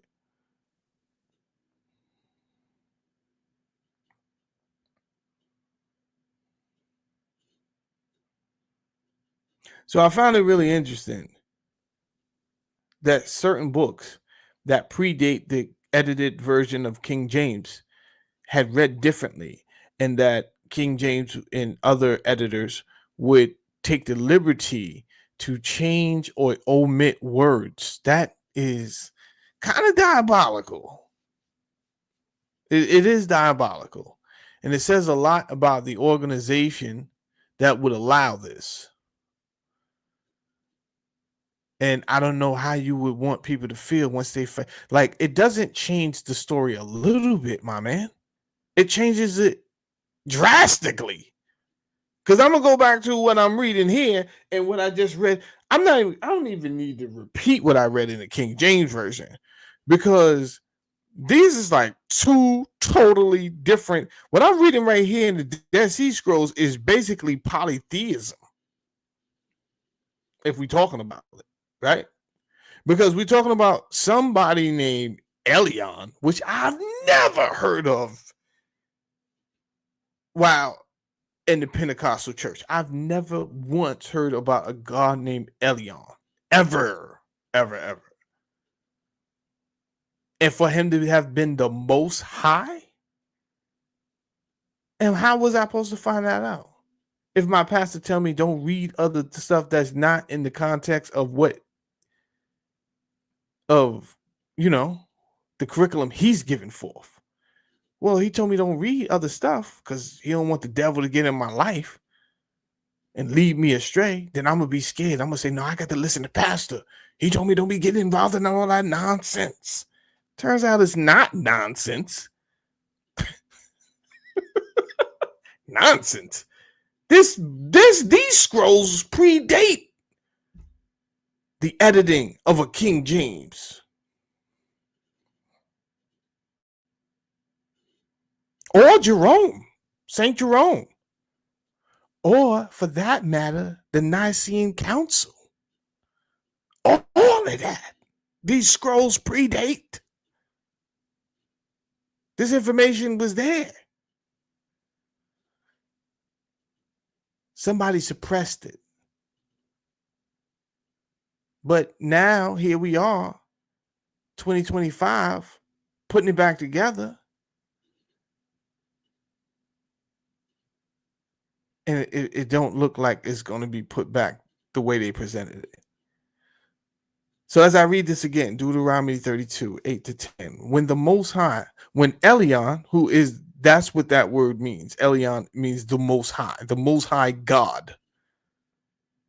But not the Most High God the way you think in the monotheistic term. It's the Most High of the gods in the pantheon. When the Most High apportioned the nations, when he divided humankind, okay, he set the boundaries of the peoples according to the numbers of the sons of God. But Yahweh portioned, this is the part that it was also interesting.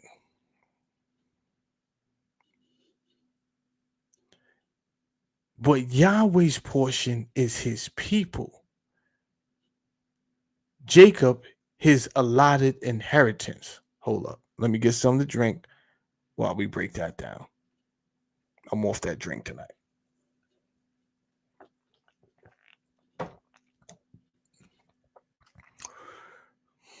What I got written in red over here, I say Deuteronomy portrays Yahweh as one of the sons of Elion. Because that's what it say. The Most High. With Israel as his designated nation. That's what the books say. That's not what I say. That's what the books say. Now, I've heard some other people on YouTube, and I have to be careful who I call a scholar. Some people scholars and some people, they study or whatever. I don't know if they study. They be making stuff up sometimes. So I got to study people. Study what people say. But I've heard people say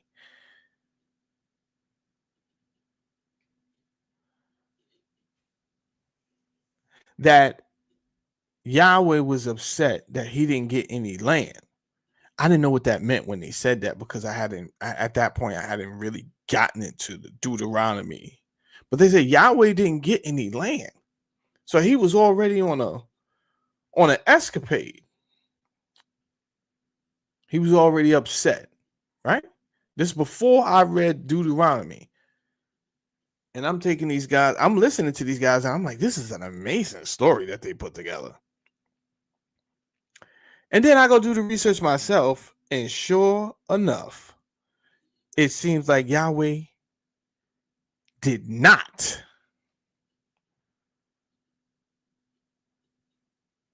And now that I'm thinking about it, I am missing some slides. So we're going to have to do some things on the fly tonight because there's some things I want to talk about. Namely, the fact how Yahweh presented himself, but he said, I'm the God that showed up before, but I never told him my name, right? I showed up as El Shaddai before, right? But, my real name is Yahweh. We'll get there. I'll go get the scripture and all of that. I said, what? Y'all, you out here catfishing, Lord? Nah, bro, you wildin'. You he says this. He said, yo, I'm the God of Abraham and them, but they ain't know my name. Why wouldn't you say your name, bro? Nah, showed up as El Shaddai. Nah, Lord, you doing too much. You do as a God, I'm gonna say you doing a lot, bro. Right? You did some other things that's kind of shaky, but catfishing is wild. he said I showed up as El Shaddai. What? You showed up as the Almighty? Yeah, I didn't want to tell him my name. So where'd you find this name from, bro? We'll get there. In any event, he gets no land, bro. He gets no land in this here story. Now, before you even think about saying the Dead Sea Scrolls is not recognized as a legitimate, there are plenty of organizations, including the Vatican, that have already come out and spoken to the authentication of the Dead Sea Scrolls, right? I just mentioned the Vatican because I would just figure we knock that out off the top, but there's like 20 more, bro.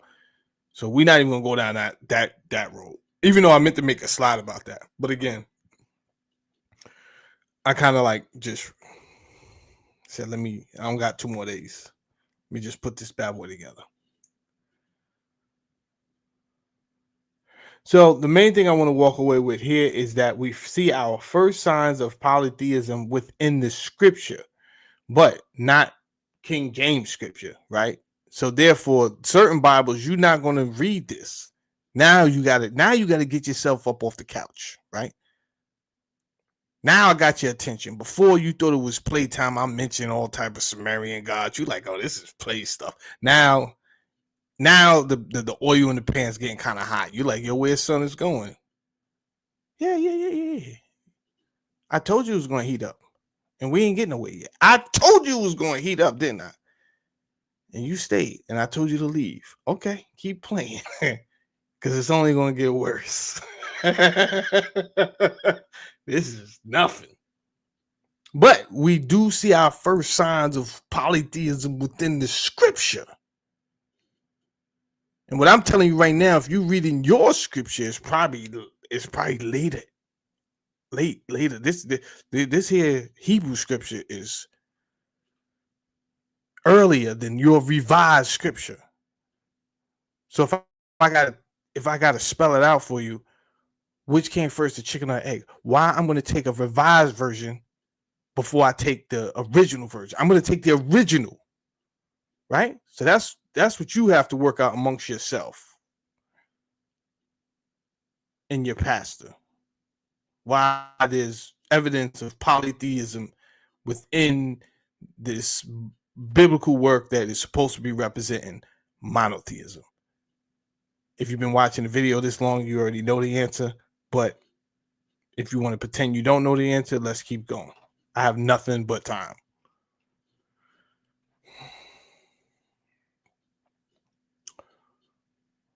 Evidence of polytheism amongst the children of Israel. God stands in the divine assembly. He judges amongst the gods.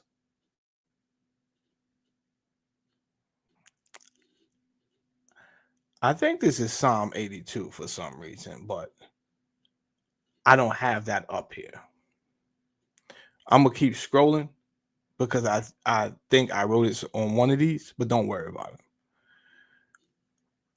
How long will you judge unjustly show partiality to the wicked, Selah.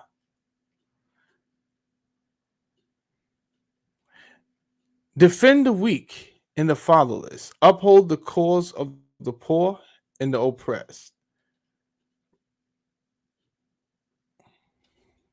Actually,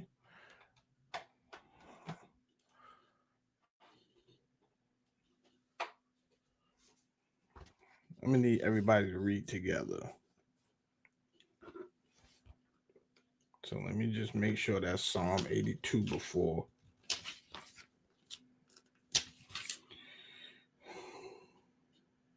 Yeah, it is Psalm 82. Although that's the Hebrew version, so you're not gonna be able to. It's not gonna read like that in King James. So let me just read this here. God standeth in the congregation of the mighty. He judges amongst the gods. How long will ye judge unjustly and accept the persons of the wicked? Defend the poor and the fatherless. Do justice to the afflicted and needy. Deliver to the poor and needy.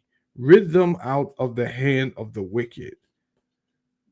They know not, neither will they understand. They walk on in darkness. All the foundations of the earth are out of course. I have said, ye are gods, and all of you are the children of the Most High. Elion. It's crazy. All of you are children of Elion. He's not talking to you. We'll get there in a second. He's not talking to you. But ye shall die like men.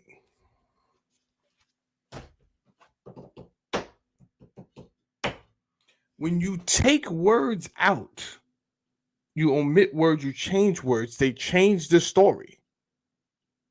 Nobody asked y'all to play these games with people on earth. Nobody asked you to do this to them. But here we are, 2025. It's all being brought to light. A lot of people are going to be upset. Thank God some people are already dead and gone. This would give them a heart attack to know that you was lying to the people, bro. This is crazy. When you take the information and you place it, then things start to make sense automatically. Boom. Holy smokes. What you mean I would die like a man? I am a man. What do you mean by that? Some theologian gonna tell you some nonsense. He don't know what he talking about. Cause until he put them words back where they supposed to be, he don't know what he talking about. He know what the deities told him to say. That's what he know. You understand? And he might know the truth, but he ain't gonna tell you. Hit the like button. I don't want you to subscribe. What I want you to do is share the live with someone that you love. That's what I want you to do. I don't care if you subscribe. Actually, you can unsubscribe. I don't care. But if you love somebody, I want you to share the live to them tonight. That's how I'm on it tonight. So I'm going to read that again from the King James Version. Then we're going to go to the Hebrew version. But now, you know, anywhere that you see Most High, that's Elion.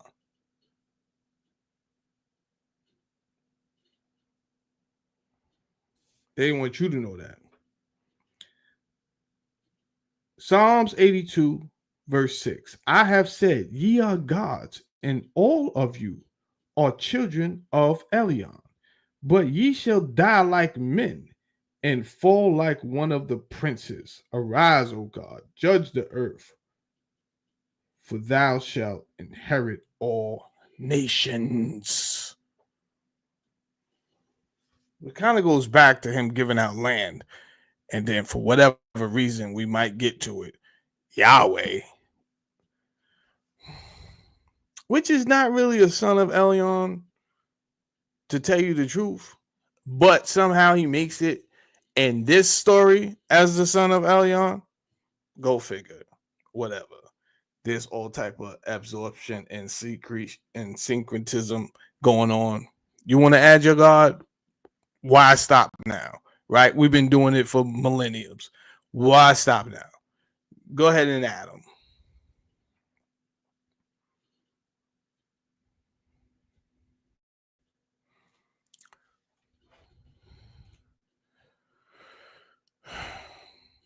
Now let's read it from the Hebrew version.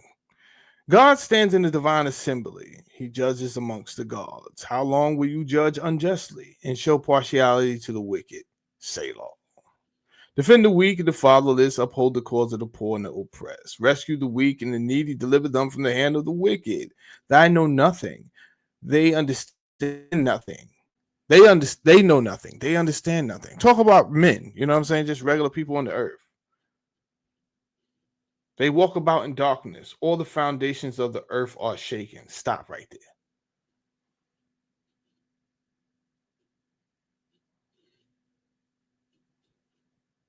They know nothing.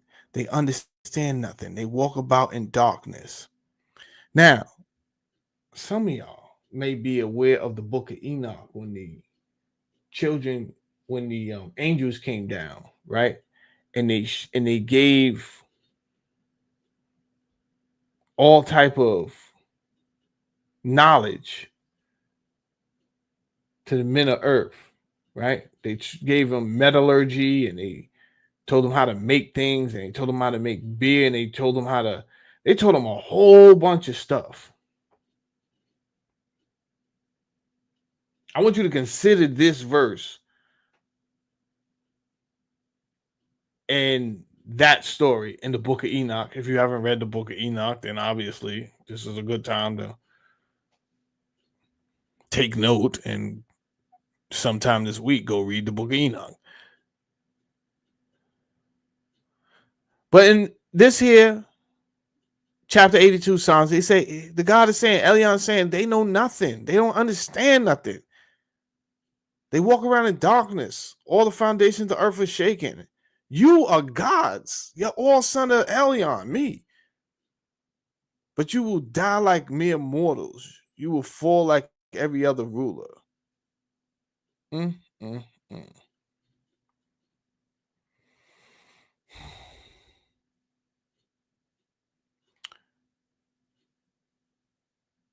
Mm, mm, mm. Let's talk about Canaan. Let's take a break. I want to talk to my peoples out here. We got 15 people in the building. See what Spitfire talking about. Shout out to Spitfire. She's in the building. The Catholic Church really finna freak out. Oh yeah, they about to freak out. Well, they've been backpedaling a little bit, but you see, unlike my other scholars trying to make them look bad, right?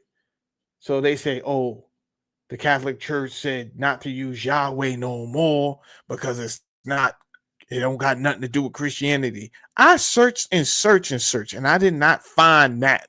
What I found was, yes, the Catholic Church, I think it was Pope Benedict, maybe the 16th, he did, in fact, say, we no longer want you to use the word Yahweh. But he didn't say we don't want you to use the word Yahweh because it's not Christian. And that's how it was conveyed to me and others that watched this YouTube video, because, you don't have to do that. Don't do that to people.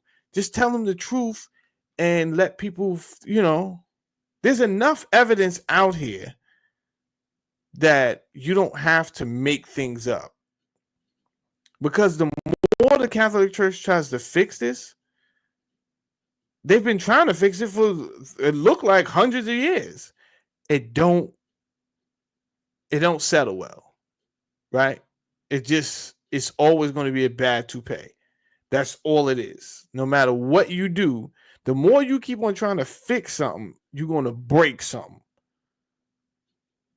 Because these scholars out here are not playing and pointing out the anomalies within the scripture and your evidence and just the history alone. And I, for one, am not playing. So,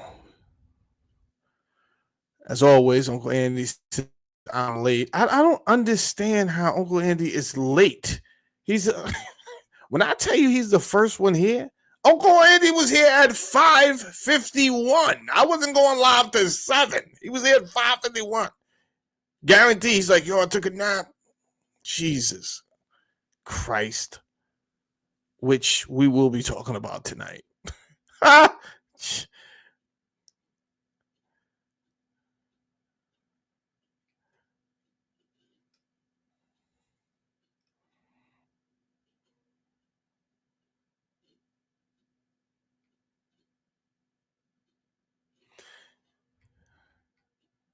Not the case? All right, cool, Uncle Andy.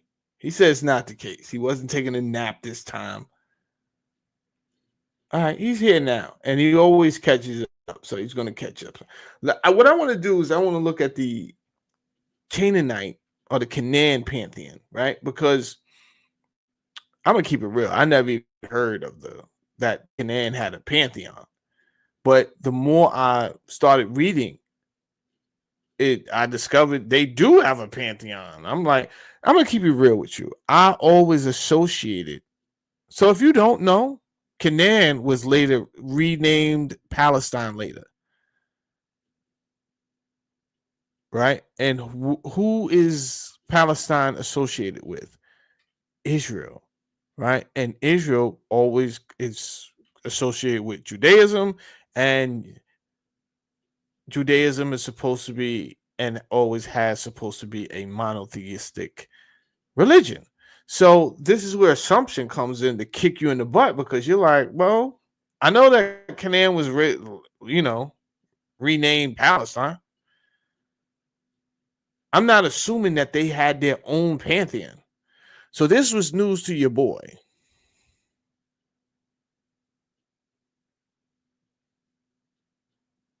Spitfires wants me to pronounce it Canaan.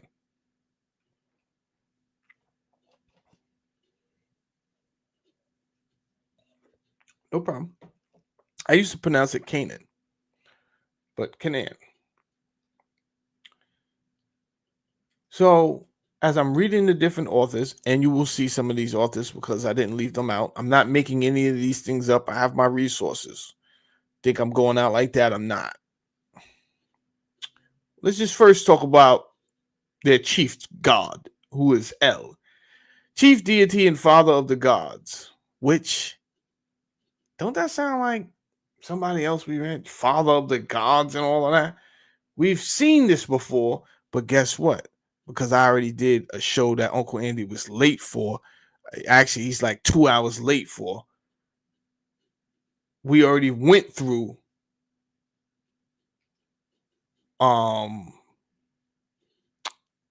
absorption, syncretism. We already went through this. So y'all that was here, yeah, I know. Uncle Andy will be hitting me up tomorrow. Like, yo, I'm catching the replay. So he's on that. Don't worry about it. He'll catch up. Chief deity and the father of the gods. Attributes. Depicted as an elder, a wise and authoritative figure associated with the creation and kingship. Throne scepter. Okay. Asherah. Asherah is in the Bible. Mother goddess, consort to El, associated with fertility in the sea. Attributes known as the queen of heaven, symbolized by sacred trees or poles. Tree or sacred pole. Okay. Baal. Baal gets a bad rap, right? To this day, if we don't know no other bad deities, we like, yo, they probably out here serving Baal. Like, Baal went bad in history, bro. Yo, they hate your guts, Baal. You are associated with Diablo, bro. Right? They got all type of Baphomet images when you look up Baal. You caught a bad rap, bro.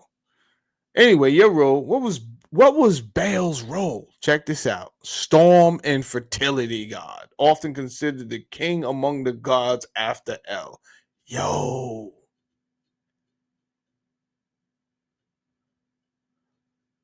If you've been paying attention to the show, don't he sound a lot like Enlil?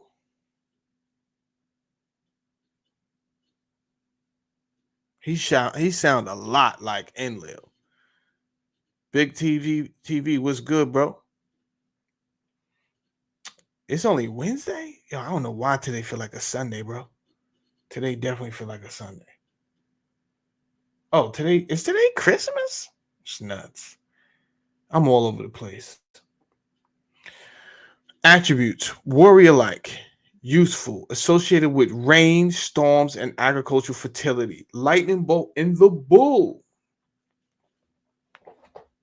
Those are his symbols. The bull. This is L. Oh man.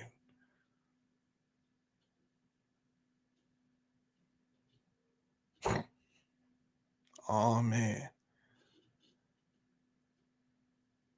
Y'all see what's going on here?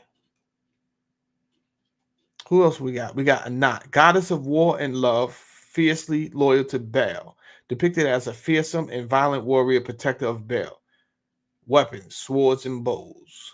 Yam, god of the sea and chaos. Attributes represents untamed forces of nature, often at odds with Baal. Waves and serpents. Yam is like another version of Enki. Mot, god of death in the underworld, represents sterility and cessation of life, often in conflict with Baal, of course, in mythological cycles, shadowy or skeletal images. All right. Well, we almost getting there, y'all. We almost getting there.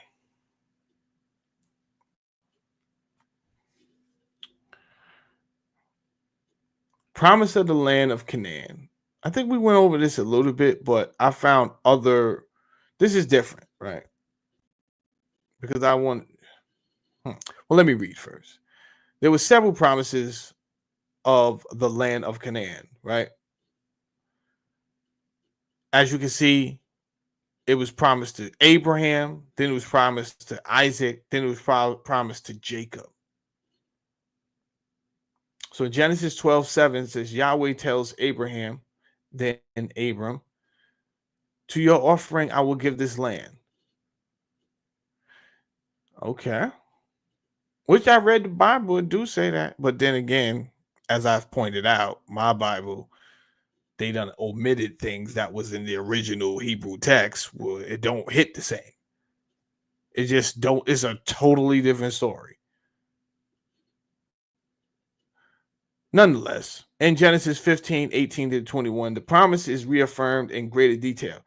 To your descendants, I give this land from the Wadi of Egypt to the great river of Euphrates. Okay. Isaac. In Genesis 26:3-4, Yahweh reiterates the promise to Abraham's son Isaac. I will give all these lands to you and your descendants and confirm the oath I swore to your father Abraham. Sidebar. This is me. Yo, how long are you gonna bro?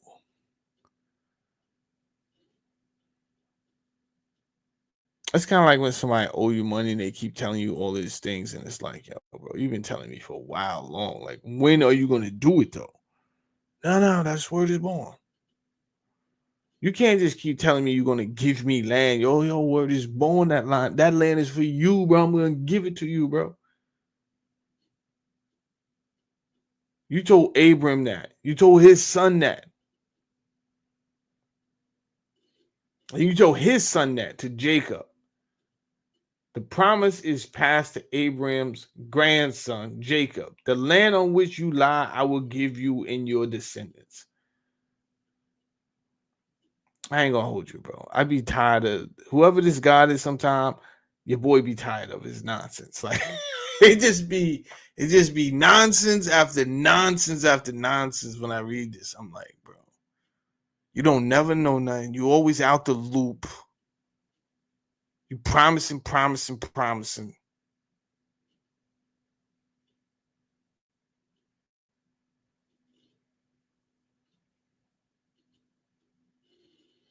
Let's see where this goes. Let me just see where this goes. I wanted to know who is this Yahweh making the promise, and who is he making this promise to? I said, I propose that Yahweh was not given any land because he was not part of the original story from whence the myth came from, right? So if you just log it on and you just watch me right now, you would see that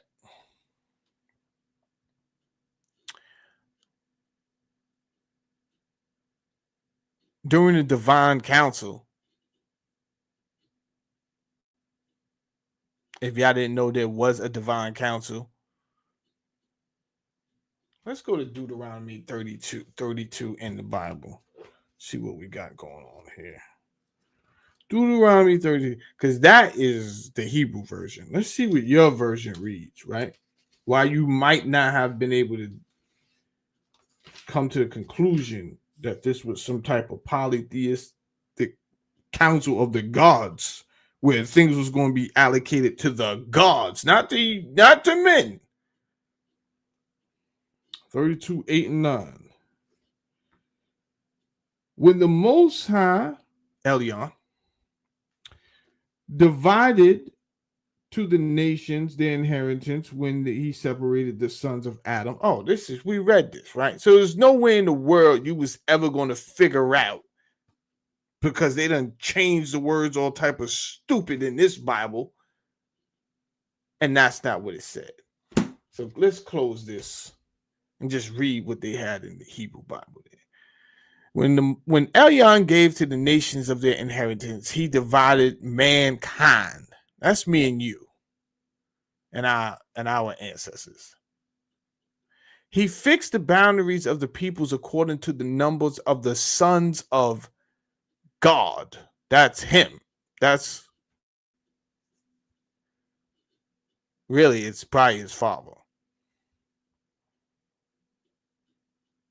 But it says he's the Most High. So then it says the sons of the Elohim. So the top God in charge. But the Lord's, Yahweh's portion, right? The Lord Yahweh, his portion is his people. So he didn't get land. What did he get? He got his people. Jacob allotted his heritage.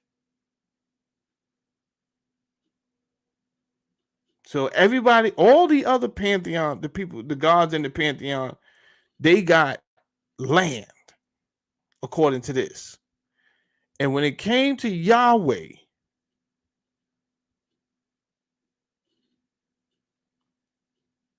he was given magic beans, right? Here is your inheritance. And he's upset because he got to make something out of nothing. He was giving people. Trick question. If everyone was given land with people and you was only giving people with no land, what you think you about to do with your people? That's a trick question, but it's not that tricky. You can figure it out, right? If everybody else was given land and people, but you was only allotted people, but you supposed to be a god, do you sit there and twiddle your thumbs with your people, or do you go find a way and make it? You already know what the answer is.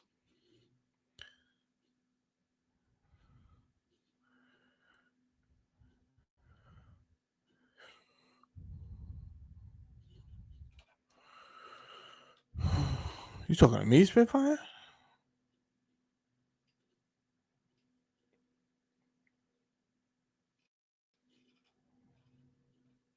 I don't know, Spitfire. She might be into a different conversation. Let me stay out her business. All right.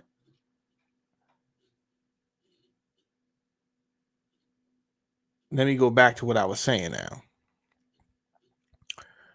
I said, I propose that Yahweh was not given any land because he was not part of the original story from whence the myth came from. Now, this is me. The reason I'm writing, I propose that because this is my opinion. I'm not saying I'm right, right? This is just my idea.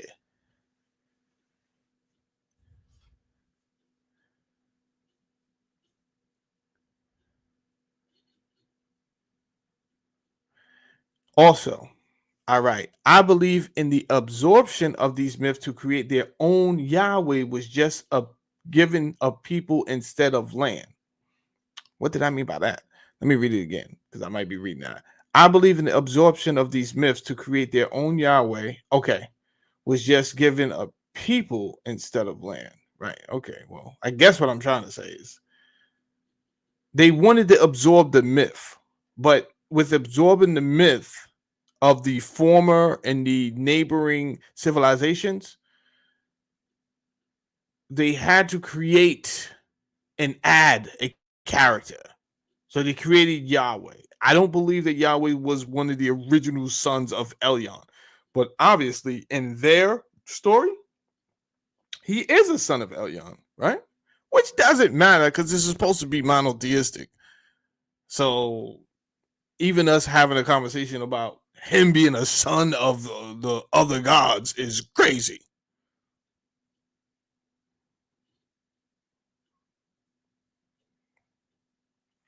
Okay, let's slow down. Spitfire's malfunctioning. Um, all I do is give the information. I cannot tell nobody that their God is fake. You understand? So this is not an attack on anybody's God. Even if you hear me being sarcastic, you understand? I can't never tell you what the Most High brought you to, what your God brought you to.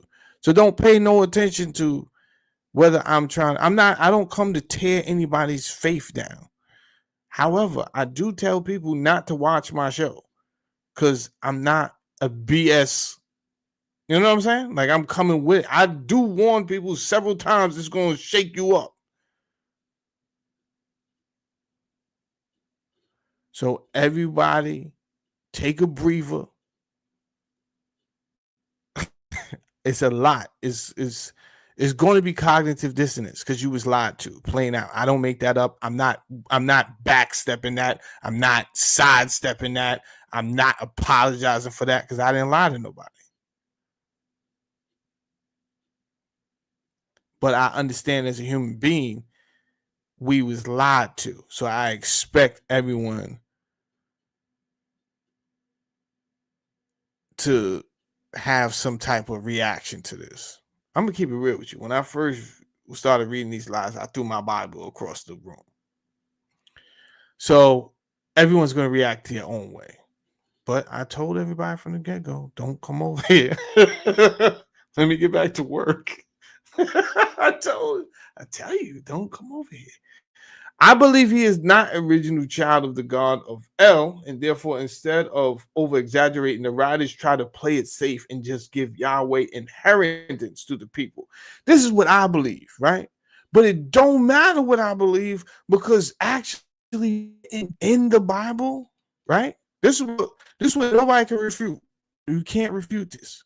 Nobody. I don't care what scholar you go get. It's already written there. It's already written there that there was a divine council of the gods, and land and nations was given out to gods, not to men. It's already there, right? So never mind if Saladin is trying to get trick you or not, which I'm not. I'm not trying to trick you. I don't get nothing out of tricking you. I'm not trying to lie to you. I'm not trying to convert you. I don't got no religion for you to convert to. And I don't need you to be atheist. I don't need you to, I'm just telling you was lied to, bro.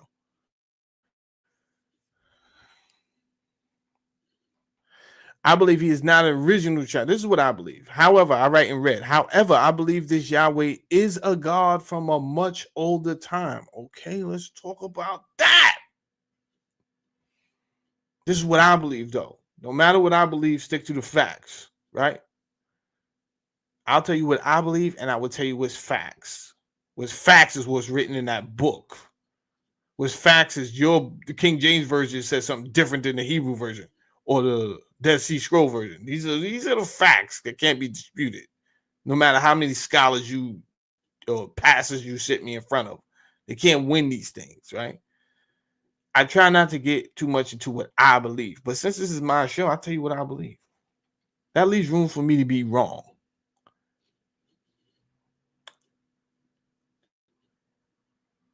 I also propose that the label and story of children of Israel, Israel, was created for the purpose of having a unique myth for the Hebrew people attempting to reclaim status in society. What do you mean by that, Saladin? We're going to talk about it. I believe that these Hebrew people existed long before the Canaanites and were displaced. Oh boy.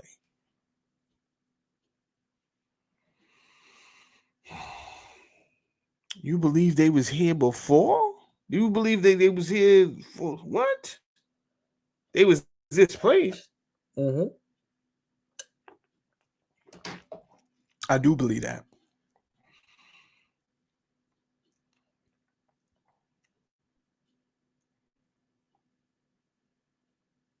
And I believe they find their way back in society for a long time, Jack. When you say people existed long before the Canaanites, how far are you talking back? Sumer. Sumer. Yep. Sumer.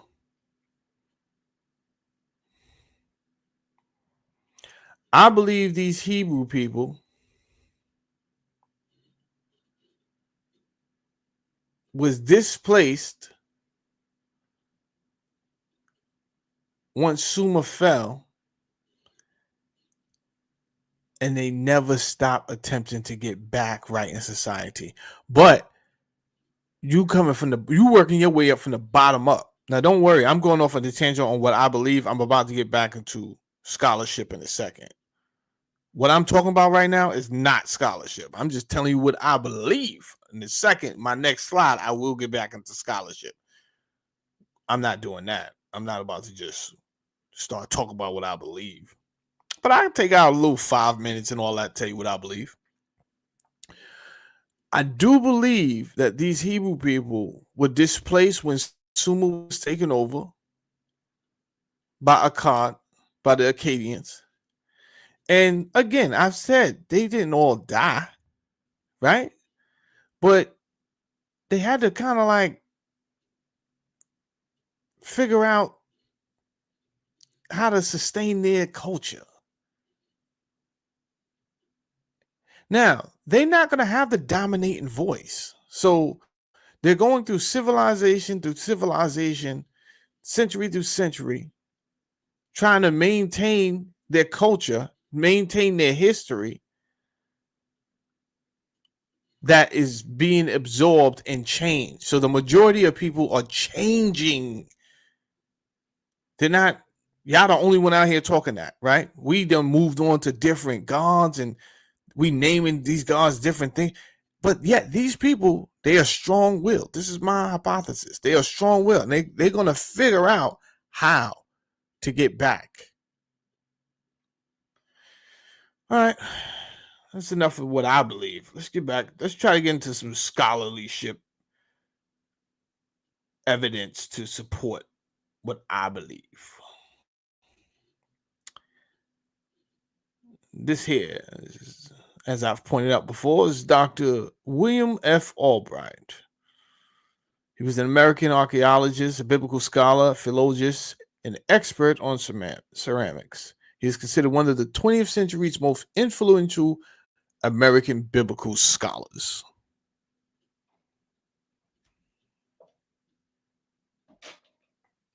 He wrote Yahweh and the Gods of Canaan, a historical analysis of two contrasting faiths.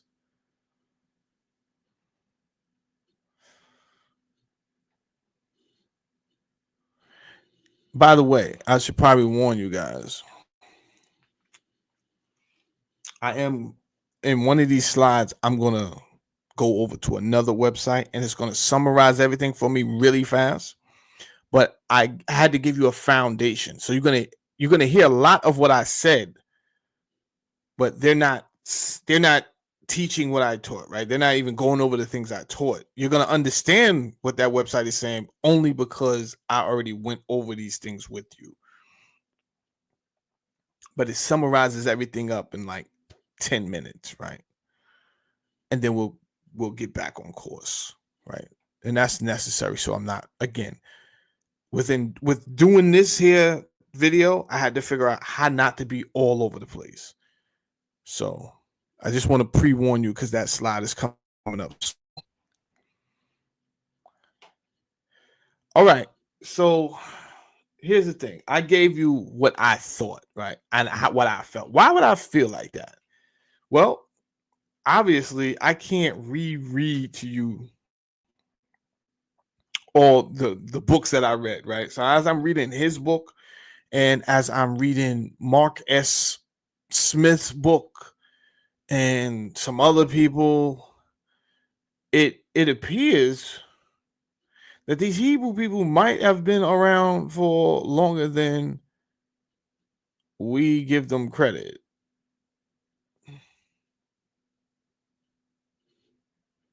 But again, they're not called Hebrew in the Hebrew Bible. They're called the Urvi,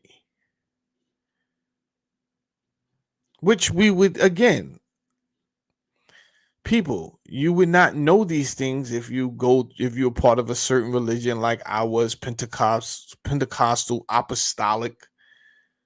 But these things should matter to you, right? You should know that the word Hebrew is not in their Bible. it's not even in the Hebrew Bible. It's crazy talk. So where did we get Hebrews from? Well, it's in the translation. Oh boy. Well, y'all haven't been doing good jobs at translations to begin with, though, bro. So who is the Irvi people? This is what I'm trying to say, bro. You can't just be writing things the way you feel like writing it. Who is these people?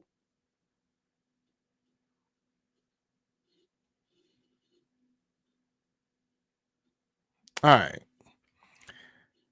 This is not my first time hearing about the term Peru. It's been a couple of years now, but I'm gonna keep it real with you. I couldn't find enough evidence on it, on the Peru people, for whatever reason. As I'm reading this man's book, all of a sudden, the word comes back up. I get excited. Yo, I've been looking for stuff on this. This is why, not for nothing, internet age is dangerous. Because it's supposed to be a good thing where you could look up things in lightning speed, but everything you look up, you don't always find. You find a lot of garbage out here. You could find lies out here, right? But thank God, your God, my God, whoever, thank your God that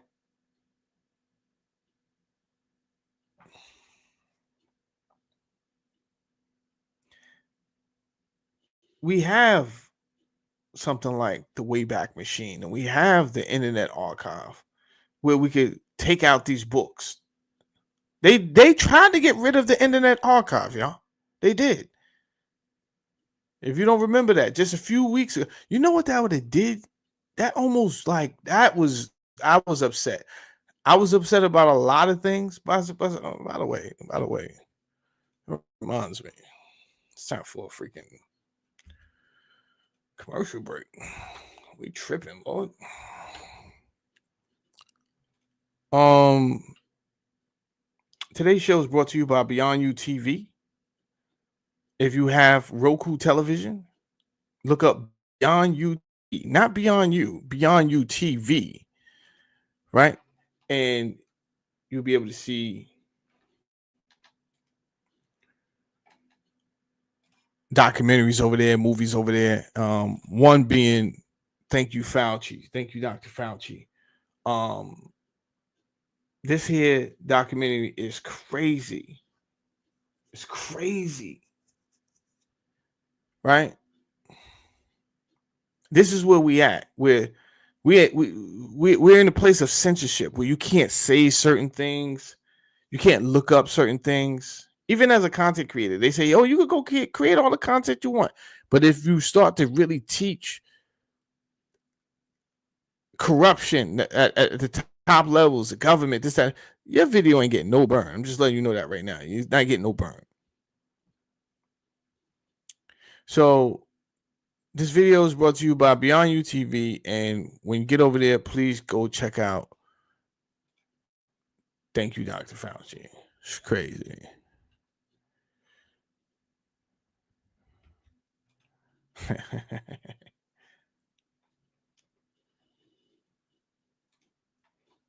I hear you, Unc.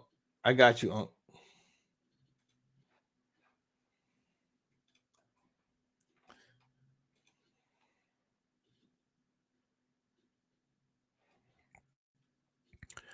All right.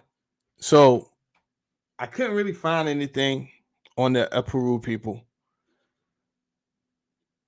It says the term Peru appears in Akkadian. Let me do it like this. Yeah, I like that one better. Egyptian, Hittite, and other texts. However, these people were mentioned in Sumerian cuneiform as the Sagaz, and the pronunciation, according to William F. Albright, is Habaru. What? Yo, I ain't gonna lie to you, that blew my mind, bro. Now, here we've been talking about the transformation of language from one civilization to the next, which would include pronunciation. We spoke about that earlier on how certain cultural assimilation, you're going to lose pronunciation with certain words.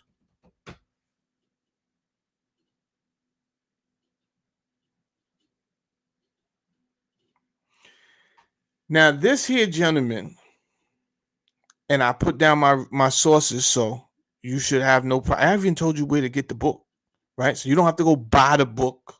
If you think, yo, I ain't going to buy the book, you don't got to buy the book. I didn't buy the book. I went to the Internet Archive and I borrowed the book. You could borrow the book for an hour. You could borrow the book for 14 days. Borrow the book. Read the book. I told you what page. I told you what paragraph. Huh? Think you about to do me like Billy Carson? You wildin'. Ain't none of that going down over here, Jack.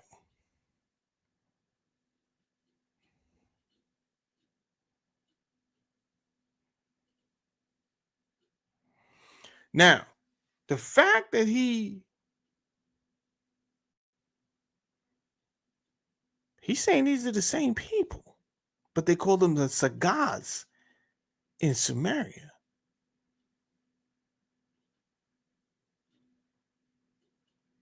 But you would pronounce their name Habaru. Could this be the Hebrew people? The Habaru? Habaru, be Hebrew, Habaru. Could be, bro. Could be.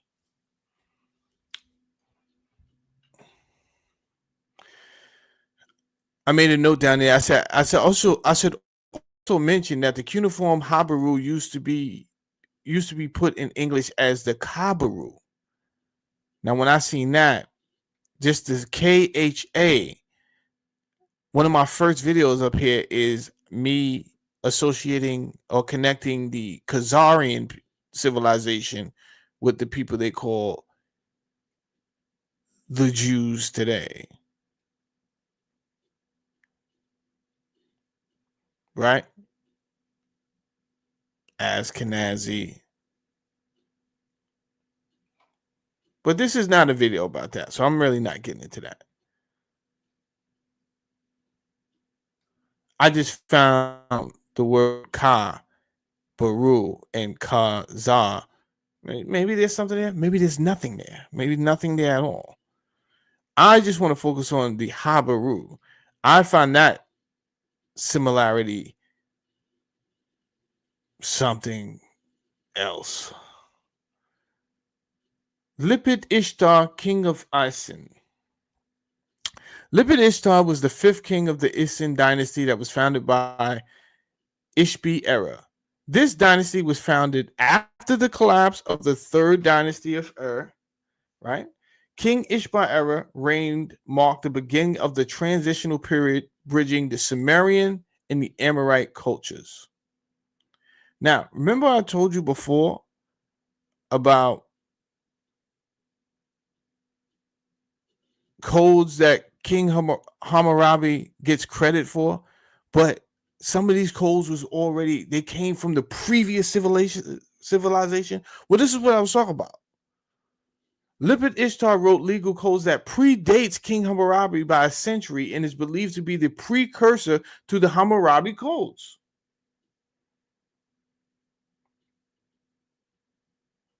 It all goes back to Sumer, bro. This is what I'm thinking. It all goes back to Sumer. But why would I add this right here when it has nothing to do with the last thing I talked about, which was the Habaru people? Or in Sumerian, the Sagaz people? Well, easy, Nastar. Easy. Let me read this for you in case you can't read it. You on the phone and all that. You can't read the words.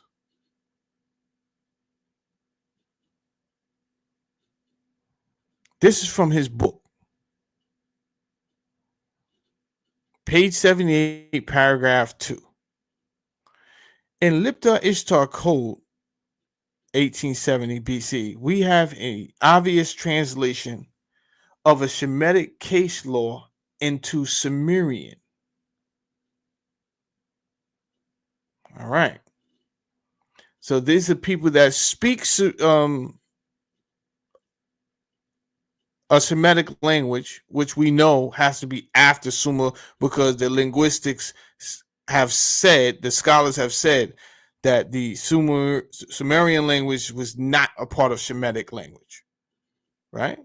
So this is a translation. It runs as follows. If a man has rented a ship and has sent it on a trading expedition under contract, but bad luck has attended that trading expedition, where the crew that mans the ship gives itself to Sagaz activity, the man who has rented the ship must pay compensation for the ship to its owner. We clearly have in this law a reference to smuggling similar activities, including possible piracy. At all events, since the riverboat had fallen into the hands of lawless crew, it was lost to the lesser and had to be replaced by the lessee.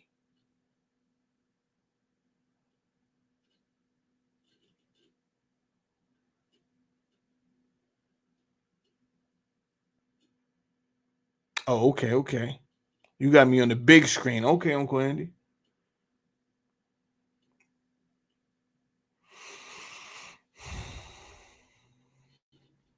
Let's go to the Mari letters. Let's talk about the Mari letters for a second. Mari letters were discovered during the excavations in 1930s by French archaeologist André Parrot. The Mari letters are a collection of over 25,000 clay tablets discovered in the ruins of the ancient city of Mari, located near the modern town of Tel Harari in eastern Syria. These texts, written in Akkadian cuneiform, date to the early second millennia BCE, primarily during the reign of King Sumerian.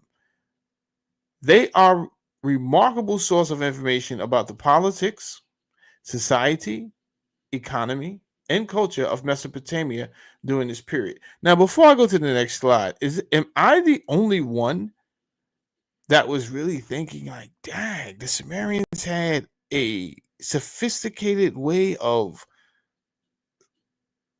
governance and society and laws, even in Sumer, right? So we think about our time now, 2025. Wait, is it 2025? Yes, it is 2025. CE, Common Era time.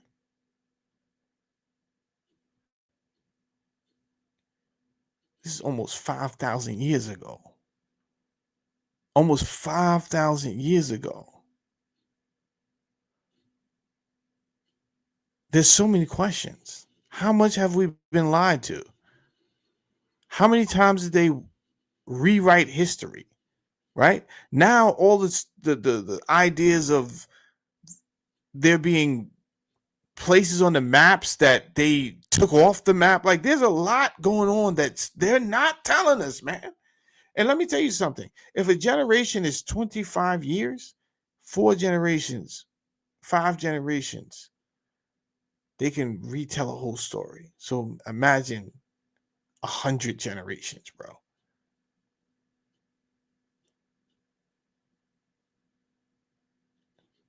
And I just told you they just tried to take down the Internet Archive. If they were successful, if they were successful, I wouldn't have got this book. Don't waste your time out here listening to all type of nonsense on the internet when you could take 10 minutes to go get a book and look some things up. Even me. But I'm giving you, I ain't just gonna come up here and talk. That's my new thing. I'm taking snapshots and I'm writing down my sources. You won't tarnish my name. The Mari letters. According to Albright, Parrot addresses the Hebrew tribe of Benjamin, known as the son of the right hand. Now, you would have to read his book, but what Albright was saying was that there was an ancient tribe of these Hebrew people, which he believes to be the Hebrew people, but they called them something different. The son of the right hand, or the children of the south. Not only mentioned in its tablets, but are indeed the same people as the Sagaz or the Aparu or the Habaru. Albright goes on a slight meandering escapade to prove how the ancestral Hebrews founded the first dynasty of Babylon. He does. He gets a little bit zealous, but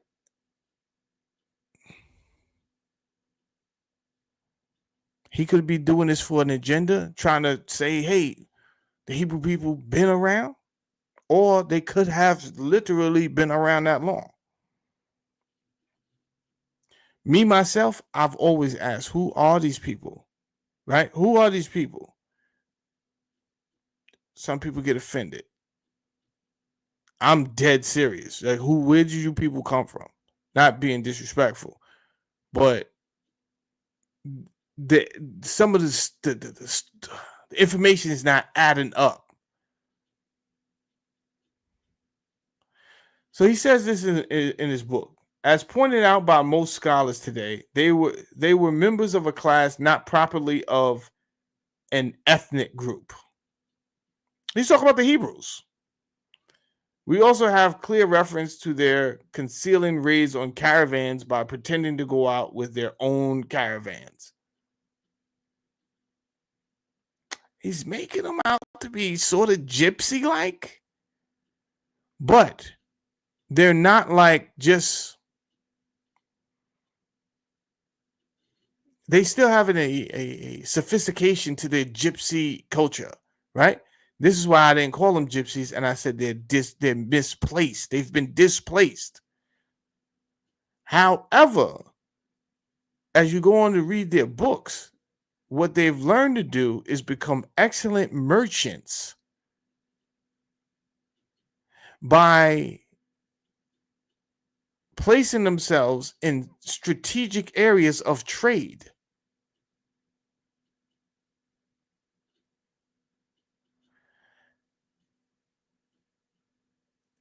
Not that this assimilation is the concrete evidence, but when I look at your stereotypical Jew today, and what are they known for? They're still known as excellent businessmen and excellent men of trade to this day.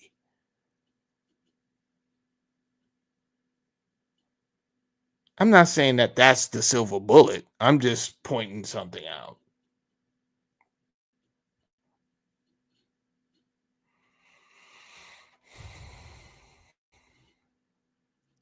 Now, this may be a slide out of text because I just feel like at this point I was like, yo, I don't know where to put all these slides, but I have all these ideas, right? So let's just go down this.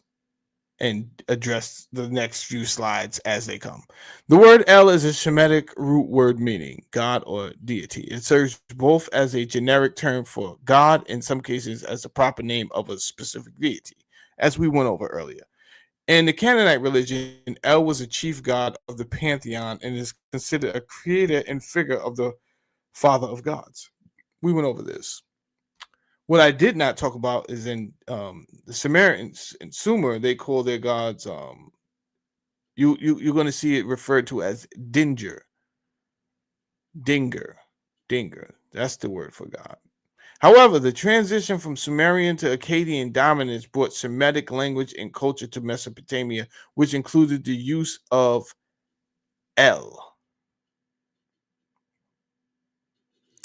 Now, El has been around before the Canaanites, right? And I don't know if the scholars noticed this, but I noticed something while studying. So at first, listening to them, I said, okay, I could kind of place El with the Canaanites, right? But that's not true. The Babylonians were using El. They were. The name Suma La El shows the use of El in Babylonian and Amorite context as part of the early Shemitic influence in Mesopotamia. It reflects a linguistic and religious tradition where El was already being used to refer to divine figures as part of personal names. Okay, so that we got to take it away from the people of Canaan, they can't get that credit. So now we see this word go back to the Babylonian civilization. Amorites, who were Semitic speaking peoples, played a significant role in introducing and spreading the use of El as part of their language and religious practices. Canaan and Israel were distinct entities. I don't even think I tried to put these slides anywhere. I just left them there and I said, okay, I'll just deal with it when I get to it. And we're here. Canaan and Israel were distinct entities. Now, why did I write that? Because some people feel, and like I told you before, I've even felt like, they the same place, right? They're the same place. No, they're not. They're not the same place, and they were not the same culture, I assure you. The children of Israel were not the same as the inhabitants of Canaan or the Canaanites. They were two distinct entities with separate identities and should not be conflated as a single civilization or culture.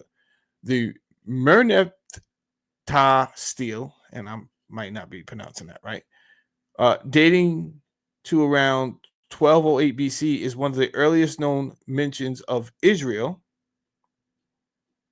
outside of the Bible. I was shocked. Offers valuable historical context to support this distinction. All right, so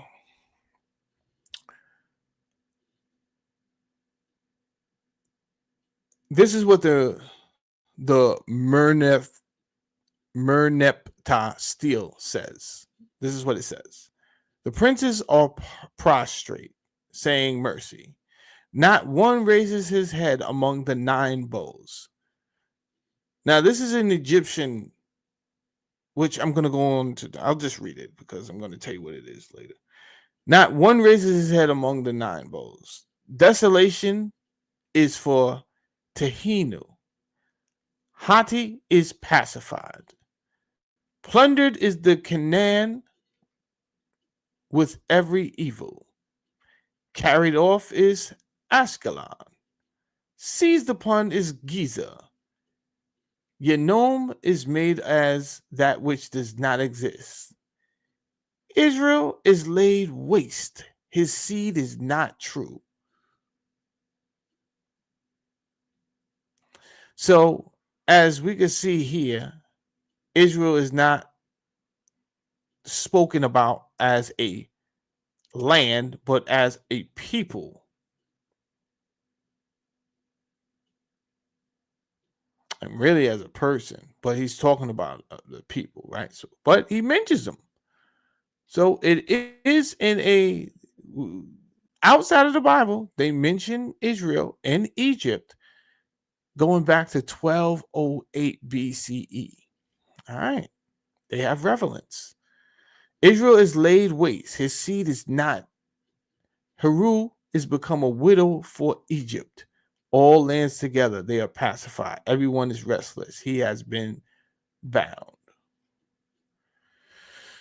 The stele erected by Pharaoh Meneptah of Egypt boasts of his military victories in Canaan and the surrounding regions. In this inscription, Israel is referred to as a distinct entity. Israel is laid waste. Its seed is no more. This reference distinguishes Israel from other groups in Canaan, such as the city-states like Ascalon, Giza, and Yanon. So,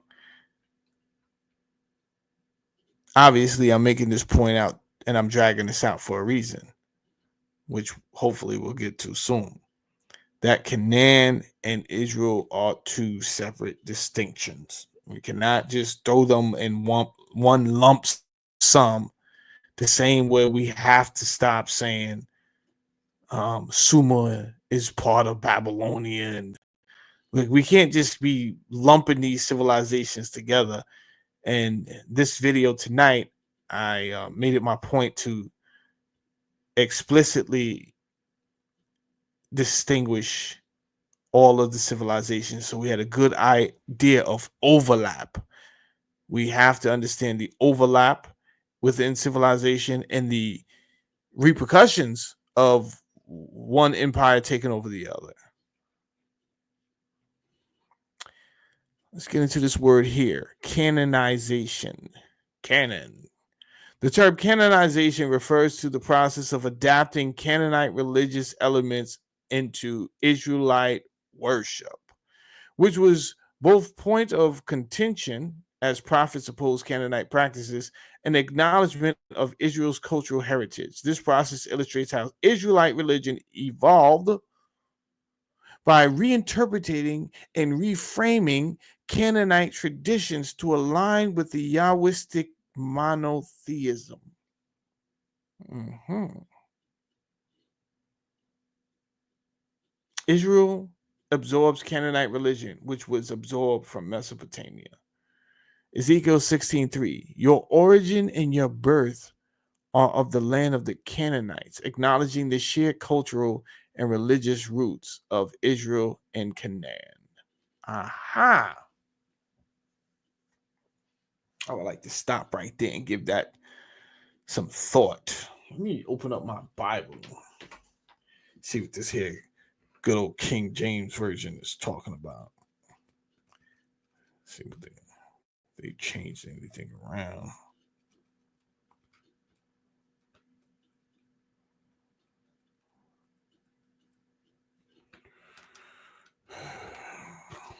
Ezekiel 16. 16. 16 and what? 3? Let's start at 1. Again, the word of the Lord came unto me, saying, Son of man, cause Jerusalem to know her abominations. 16:3. And say, Thus saith the Lord God unto Jerusalem, Thy birth and thy nativity is of the land of Canaan. Thy father was an Amorite, and thy mother was a Hittite. Hmm. Hmm.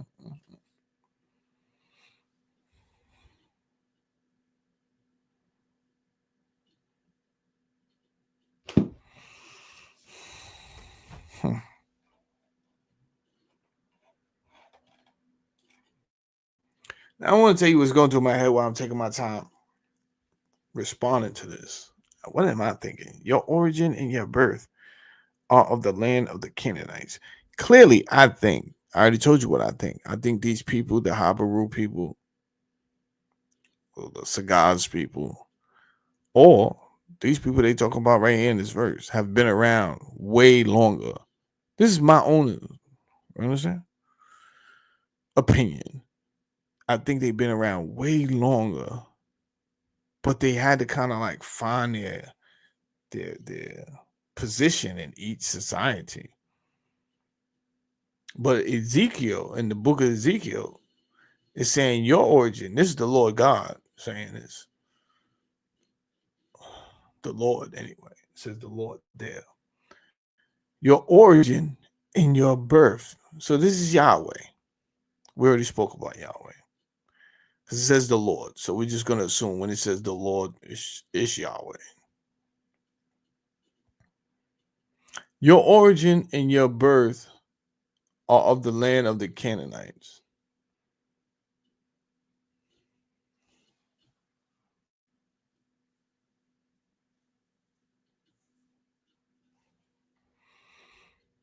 Acknowledging the shared culture. So this is what I'm assuming right now. Was the idea, remember when the Persians was like, after the exile, the Persians was like, all right, y'all could get out of here. Y'all could go back to where y'all came from, right? So they go back. Anyway, we're going to get into some other stuff because they was ordered to go into Canaan. We're going to get into that probably soon.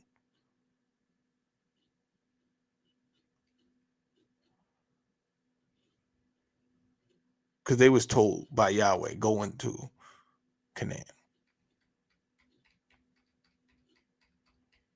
What I'm thinking is that when their religion was really like hermetically sealed, right? Like they finally got the story under wraps. This is what we're doing. I'm not sure. Anyway, the prophets supported this adaptation by appropriating pagan titles and applying them to Yahweh in ways that reinforce monotheistic worship while preserving cultural continuity. Inheritance and adapting from earlier traditions associated with El, the chief god of the Canaanite pantheon. Early Israelites, while culturally related to the Canaanites, began to diverge in religious practices, particularly in their worship of Yahweh, which contrasted with the polytheistic practices of the Canaanites, worship of Baal and El and Asherah.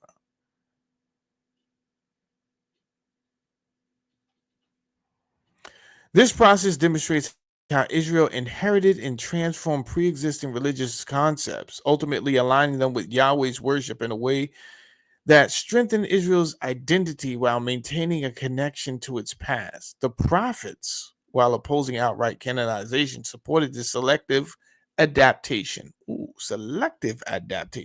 as a way to reclaim and redefine Israel's religious heritage. This is what I'm saying. I might be onto something when I told you they was displaced, but they trying to redefine their religious heritage. They might have to move some gods around, and you understand? But for the most part, everybody was jacking the Sumer religious civilization anyway. They just kept on absorbing it and changing a few things here and there. So it's about to do a 360. If they could just get their footing back in society and get strong enough again, they might be able to turn this back into it to what they needed to turn it into. Did Israelites worship Baal and Asherah? After the death of Joshua, the Israelites abandoned Yahweh and served Baal and Asherah. Well, there's your answer there. 1 Kings 18. The prophet Elijah confronted the prophets of Baal on Mount Carmel, challenging the legitimacy as part of King Ahab and Queen Jezebel's promotion of Baal worship. The prophet Hosea denounced Baal worship and described Yahweh's relationship with Israel as a marriage in which Israel had been unfaithful. Yeah, you see that theme a lot. All right. Now, remember I told you I was going to eventually get to a website that was going to summarize all of this stuff up for me? Well, we're here. We're here, which also means we're almost done with this video. But I still got some time. However, I wanted to point out to you what the site is so that you could go look yourself. It's called the Global Center for Religious Research. Read the about page. The GCRR is a non-religiously affiliated academic society and publishing house that brings together the world's leading scholars in the arts, humanities, and social sciences in the academic study of religion. Let me tell you why that's important to me. If I'm only reading people who are religious, like if I'm only reading their work, right? You obviously you're going to write something that supports your religion, right? Which is biased, right? And I'm just tired of listening to people where they have an agenda and it's biased all the time, and like, you're not going to get up here and write anything against your God, right? You're always going to find something that supports your religion as you're supposed to. That's what you're supposed to do. However, I'm not interested in that. I just want like the truth, right? So I found this to be a neutral site, and um they had an article up there which I'm about to read, and also it had corroborated with the other. After reading all the other books, it was pretty much corroborating what I have read from these other scholars. So I didn't mind reading because they summed it all up, and it was like, well, that's pretty much what I read from all these other scholars, even the Jewish scholars. They did not denounce what this article is saying. If anything, they supported it. As a scholastic society, religion is the object of an academic investigation. Facts. As such, we have no hidden agenda to promote or abolish religious faith. That's how I feel. As an international organization, our membership consists of people from all over the world who seek the intellectual freedom to question and explore every aspect of religion itself, including its origins and manifestations. It's like they're reading my mind. As a social scientific society, our students and scholars are devoted to the scientific, philosophical, and historical study of humanity's various religious belief systems. We engage in interdisciplinary and cross cultural study of what people believe, how those beliefs have evolved over time, and why they continue to affect global systems today. That part right there, man. That part right there. Because, like I said, I felt this video was necessary because if we can get to an understanding that a lot of religious foundations are shaky, right? Because you don't know about what you're about to see in 2025. I promise you.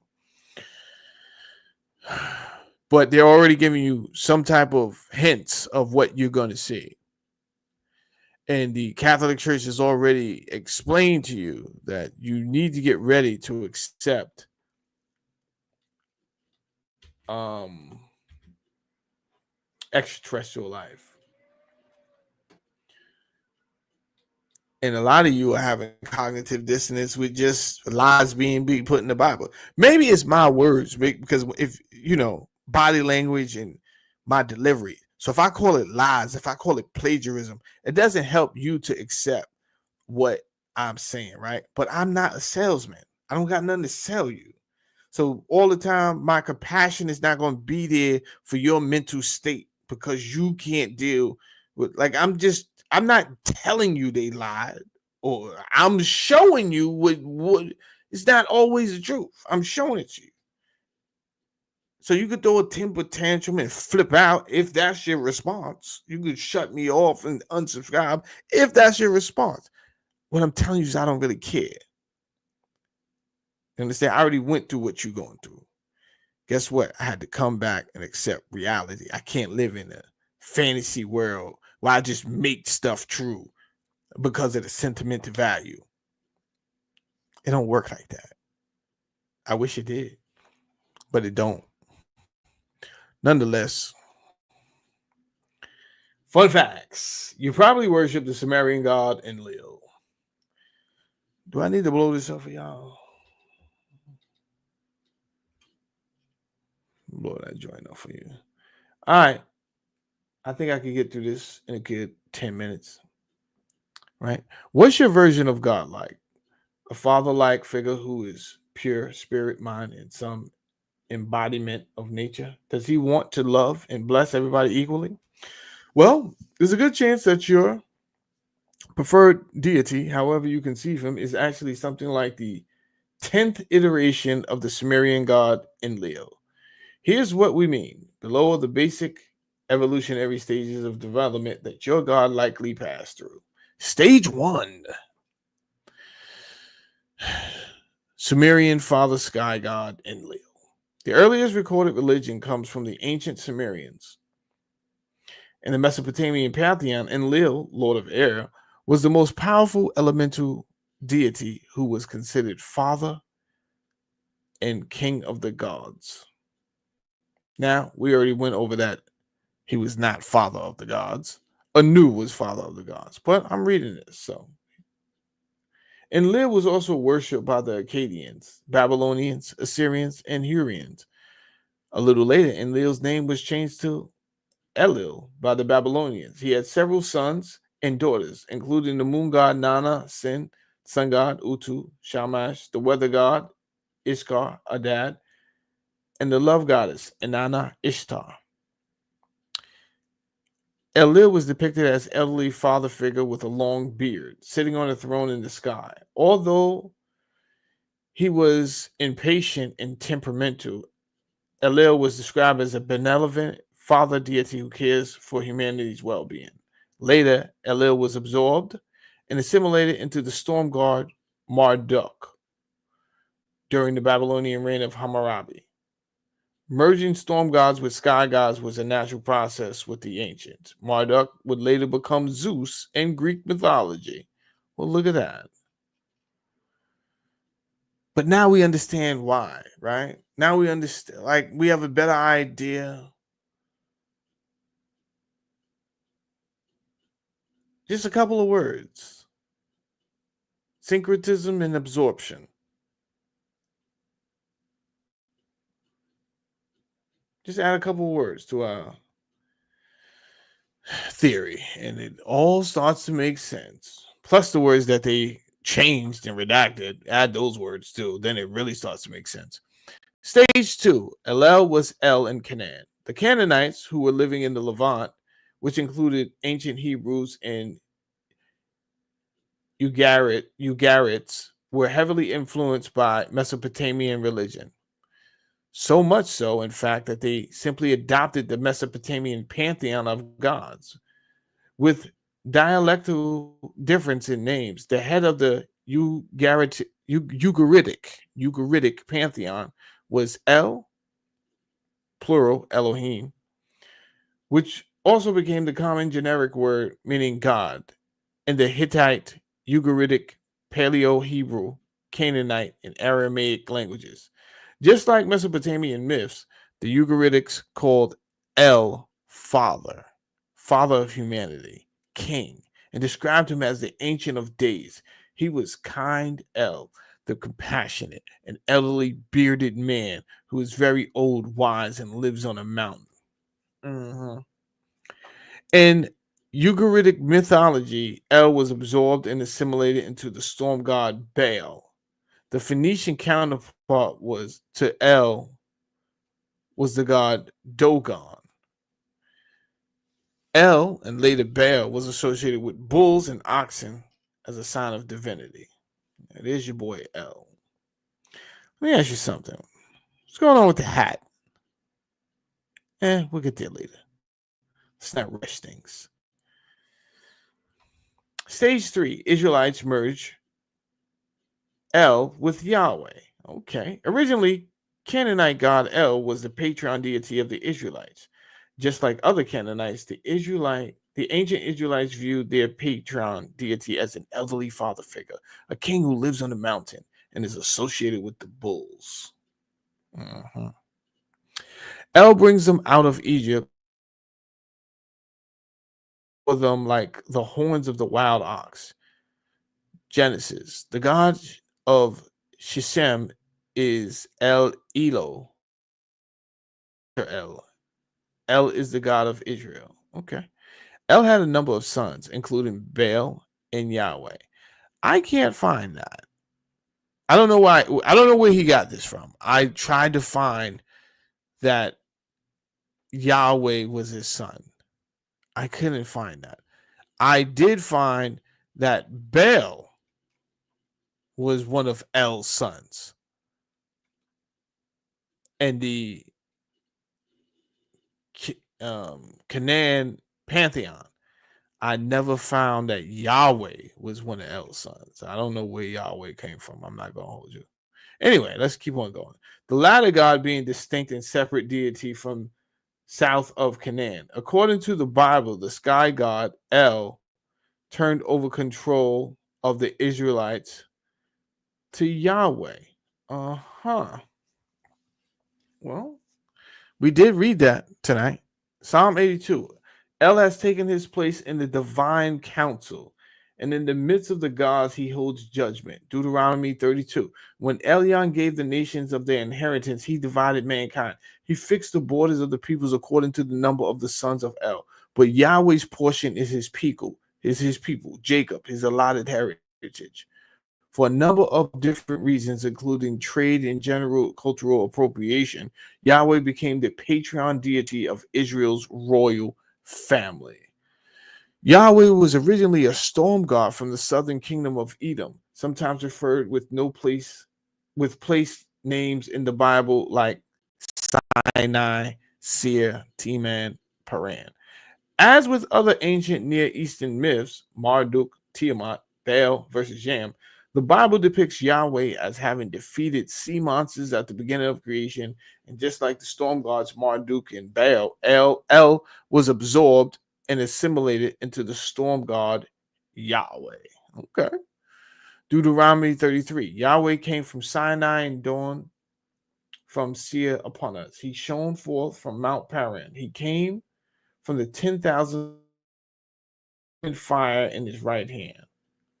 That's dramatic. Yahweh, when you went out from Seir, when you marched from the region of Edom, the earth trembled and the heavens dropped. I'm gonna save us from reading all of that. Soon afterwards, Israel split into two kingdoms. During the northern kingdom of Israel and the southern kingdom of Judah fought over who could officially declare Yahweh as their kingdom's patron deity. Stage 4. Jews stopped saying Yahweh's name. Okay, now we're getting somewhere. In time, the kingdom of Judah became a vassal state of the. Yep, we read that. And some Judites, kings like Josiah, wanted to rebel against his subjugation. When the Babylonians forced a power vacuum in the Levant, Hosea tried to Judah's all worship to Yahweh's temple in Jerusalem and destroying other gods and sanctuaries in the land. Uzziah was able to collect more taxes from all the people in order to rebuild an army. His theological justification that Judah's polytheistic worship of the other deity was to blame for their subjugation. The Judahites were now mostly monolithists who worship Yahweh exclusively without denying the existence of other gods. Around this time, the Israelite religion over in order to prevent graven images of other gods from reappearing and stealing resources from Jerusalem. So they got shook and it was like, nah, we just gonna serve one God, bro. Like, we can't afford to lose. Just to be on the safe side, let's just serve one God. But then the Babylonian Empire destroyed Judah and exiled certain Judite aristocrats, including the religious scribes and the priests. So they told them, get out of here, who were taken to Babylon. These newly isolated Jews changed their theology to accommodate the social political upheaval of having lost their kingdom to pagans. Oh, God forbid. The Jews found themselves with no king, no kingdom, no temple. They could no longer worship Yahweh as the national God of a royal family. So, in order to preserve their religious and cultural identities, Jews updated their beliefs about Yahweh, originally a localized storm god who merged with Enlil, and declared him to be a universal deity who was actually responsible for the Babylonian exile in the first place. There they begin to write the Bible from the perspective of Hosea's Yahweh only movement until they were liberated by the Persians. We spoke about this. The Jews now became much more exclusive, monotheistic, and Torah centric. By the 3rd century BCE, Jews forbid the pronouncing of Yahweh's name and chose instead to use the general designation God. Aha. Really? Enlil in Sumerian, Theos in Greek, so as to reinforce their new idea that only one deity was in charge of all the happenings in the universe. Thank you, Uncle Andy. It's crazy. I didn't see you show up, Renee. Let's see what Renee Ramirez is talking about. Renee Ramirez says, wake up call. We are in the Americas, as in America. Amor Vitka. Love conquers all. The conquerors of 5,000 years of slavery. Not a child sacrificing, child mass murdering gods or gods here. Our sacred law. Life, liberty, and the pursuit of happiness. Get over the failed religions of the Christians, Jews, and Islams. America. More Vitka. All right. All right. Thank you, Renee, for your thoughts, man. Uncle Andy. Do you see this? Willy-nilly, bro. Just willy-nilly, just changing things on the fly, bro. Now, how many centuries can you do this? Right? Remind you, they started this 3 BC. They're like, yeah, we're not using that word no more. Just call anything to pertain to him, to do with him, just say it's God. Why would you think they would do that? Right?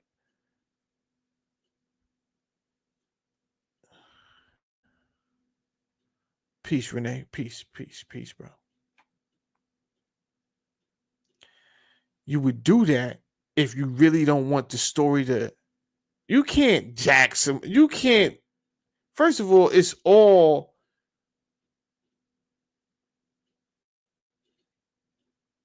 absorbing another story, right? So you can't absorb somebody's story. All these stories been absorbed. They change little things here and there. Then you say, "Yo, we gonna end it. After us is no more absorption." Even though that's not true, the Christians couldn't win, so they quickly absorbed this too, and they was like, "You know what? We with it too. We believe what you believe." They did it.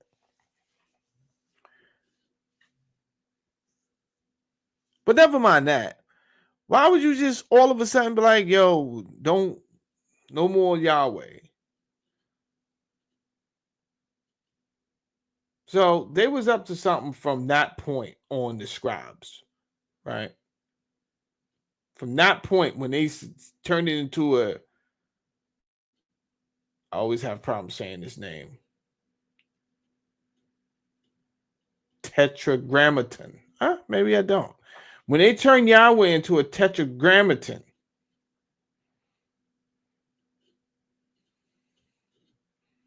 and said, don't, I believe, and this is all what I believe, they were trying to obscure the history and put a hermetic seal on any more absorption, right? Like, nah, it's going to end right here. This is it. This is the finality of it. We're going to have one God. We're not even going to give you a chance to keep taking the name of God. No, we just call it God. That's it. Just call it God. Okay. So as to reinforce their new idea that only one deity was in charge of all happenings in the universe. Okay. Stage 4, the Enlil of imperial philosophers. During much of human history, including ancient Near Eastern and Israelite religions, the gods were just like, pardon me, humans in almost every single way. They were physical persons, albeit invisible, who ate, drank, walked, talked, and pooped. Yeah, this is why I know this. This is why I'm trying to find it hard for these people to be true gods, right? This is why you guys don't like when I say this, but just read the Bible. They don't appear like he don't appear like a god, right? This guy's losing his temper. Then human beings is talking to him like, "Yo, chill, bro." Moses got to talk him down a little, like, "Yo, chill, bro." You got to talk sense into him. He's like, "Yeah, yeah, you right. Let me get control of my senses." Yo, you are God, bro. You don't got control of your emotions. You let Moses talk you down. It's crazy. Anyway, let me finish reading this before I offend anybody else. Hence, the earliest depictions of God in the Bible describe him in characteristically anthropomorphic terms. However, because of their contact with and acculturation of other belief systems, the Jews had appropriated a more spiritualized concept of God from the Persian Ahuru Mazda. Let's keep on going. Now the Jewish universal version of Enlil became a deity palatable. I'm probably not saying that word right. For Hellenistic philosophers who conceived of the one as a pure spirit or pure mind. Jewish theologians like Philo and Christian apologists, the church fathers, went out of their way to transform God into an abstract idol. They did go out their way. They did go out their way, and it's falling apart now. Listen, suppose I did shut up. Only thing that's going to happen is like 5 more people going to come up here and say exactly what I'm saying in within the next 12 months. If I didn't want to do this video, only thing that was going to happen is 5 to 10 more people is going to come up here and say exact. So I figured, let me do it, but let me do it in a way that is not just like rhetoric, right? Let me do it in a way to at least point to resources that will help you accept the fact that you would not told the truth. And I don't think it was done. Well, some of this was done maliciously. I can't front. Jews and Christians melded ancient Near Eastern stories about Enlil and El with the institutionalized imperial religion of the Romans, which the Roman Empire merely transformed into a body politic that spread through violence and coercion. Well, that's what I was just about. I was about to say it wasn't done on purpose, but the Romans definitely did that. That was on purpose. You understand what I'm saying? They was out here killing in the name of you have to convert. This is why I love Candace Owens, but you can't put yourself on a soapbox and she's out here attacking Jews and you got to accept that your religion did what it did too. You have to accept that. Well, I don't have any religion. I find me doing the history to this and then looking at how humans got involved in the business of religion and then controlling people the way they do, how zealous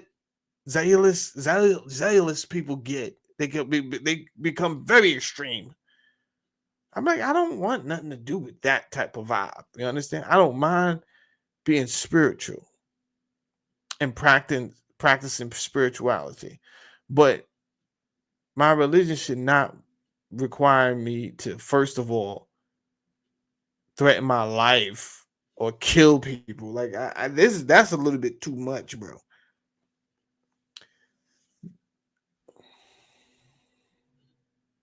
All right.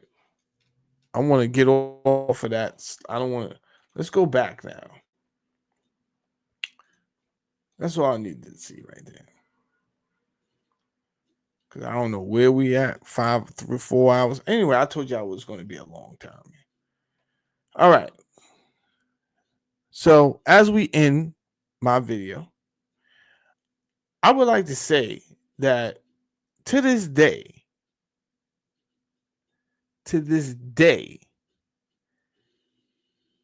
it's been basically terrorism.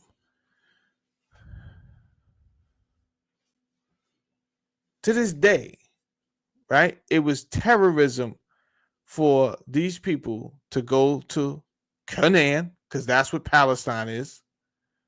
It was just renamed Palestine, if you don't know. But it's Canaan. And these people, their excuse, and let me tell you something, it's just not these people. Pete Hegseth, who Trump nominated to be the Secretary of Defense,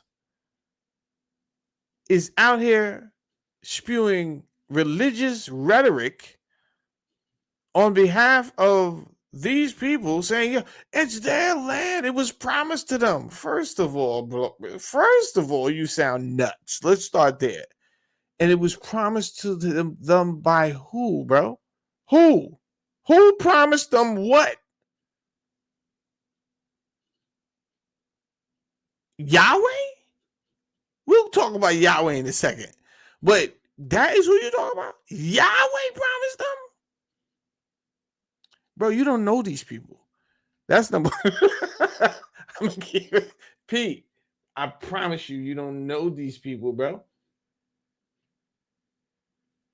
And second of all, that should not be. That's hearsay. That's 18th of all. And the fact that you taking these words literal in 2024, 25, yo, Yahweh said that was their land. You're bugging, bro. I cannot believe we are in 2025 and we have people running for office talking about that land was promised to them through Yahweh. What are you talking about?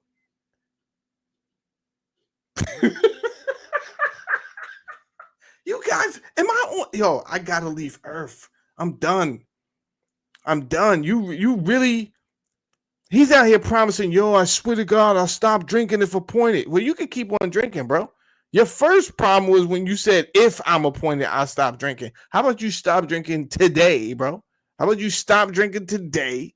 Number one, whether you get appointed or not, it's no good for you. You out here catching all type of domestic violence and sexual charges. Knock it off, Pete Hegseth. Knock it off.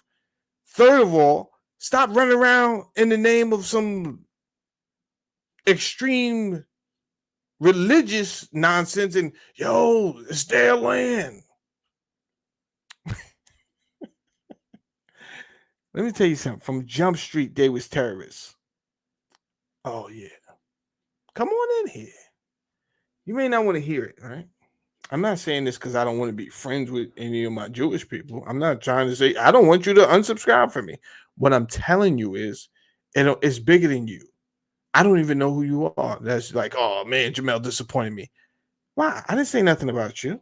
I'm telling you, there was a God named Yahweh that told your ancestors to commit terrorism. And you okay with that?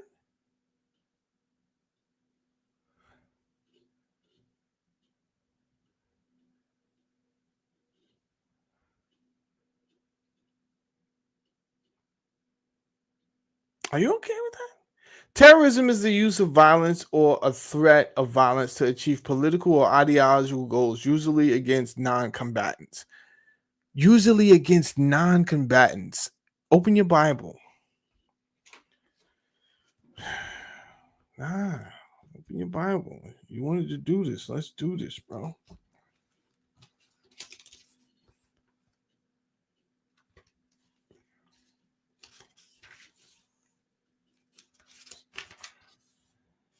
I'm going to read King James.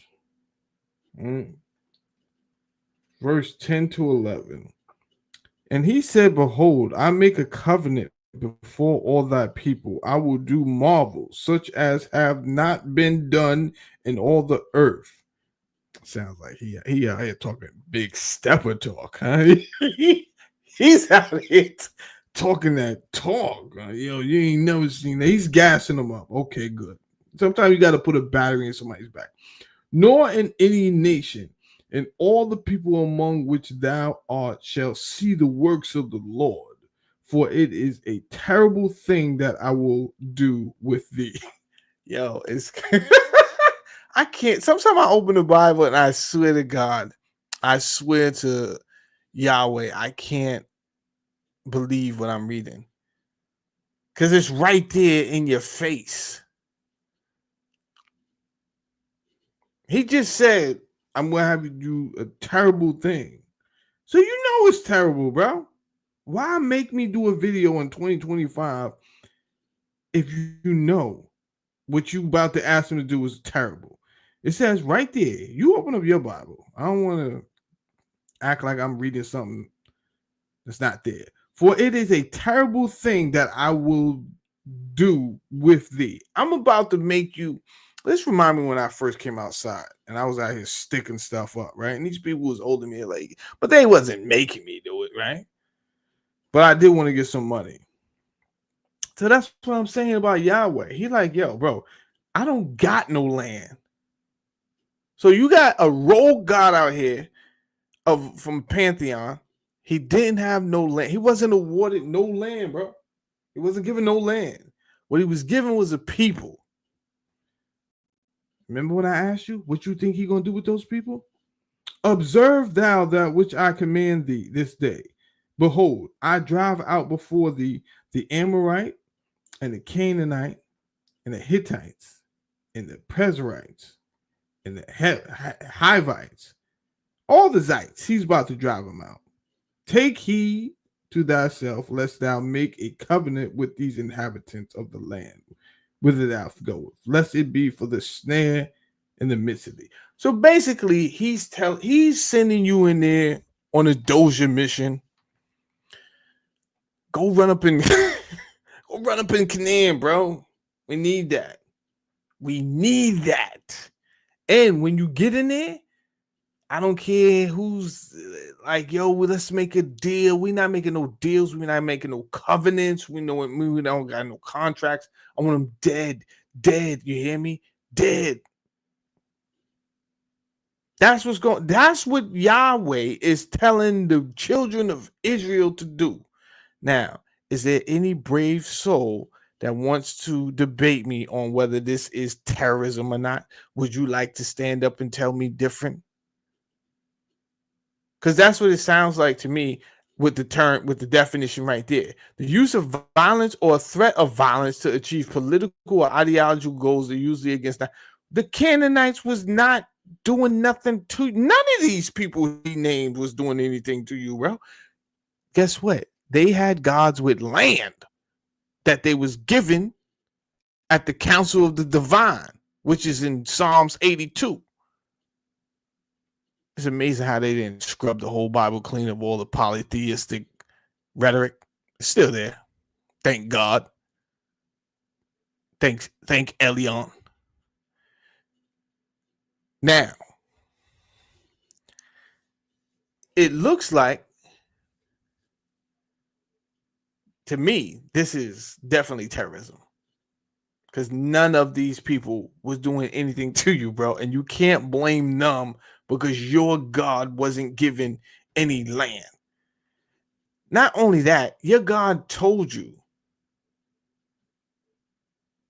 I'm about to have you do something pretty terrible, but it's for the greater good. I need you to run up and connect. This is wild. It's wild because to this day, right? It ain't worked out for these people to this day. They still out here. I mean, they got the United States behind them right now, dumping millions on them, so they think they're gonna win. I don't know. They could win, but you see how many years that is? We talk about centuries. They still out here trying to get something that they said Yahweh gave to them. Obviously, a God who had no respect, none.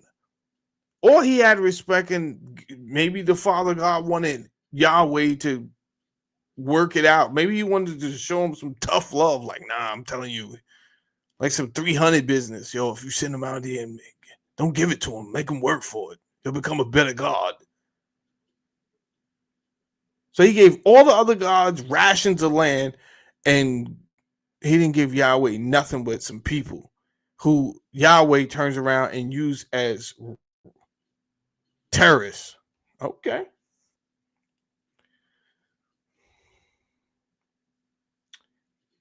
12 to 16, same book, 34, Exodus. God warns the Israelites not to make treaties with the people of the land, lest they adopt the idolatrous practices. Instead, they are commanded to tear down the inhabitants' altars, pillars, and Esheroth poles to remain faithful to Yahweh. Yahweh, that's crazy. Because these are supposed to be your brothers and your sisters, bro. Huh?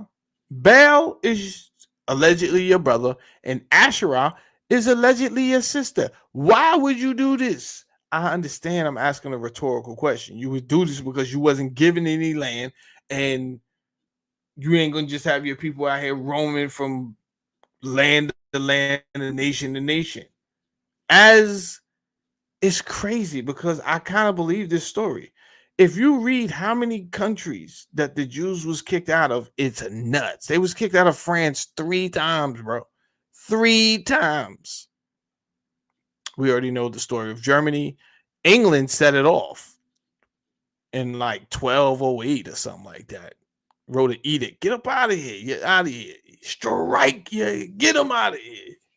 Right? So they've been, bro, I've never read a story where people have been wandering the earth for so long with no home. Then y'all get one little piece of land the size of New Jersey, and y'all don't even know how to act to this day. This is why, right? This is why y'all never know how to act. Never. Y'all don't learn for nothing, bro.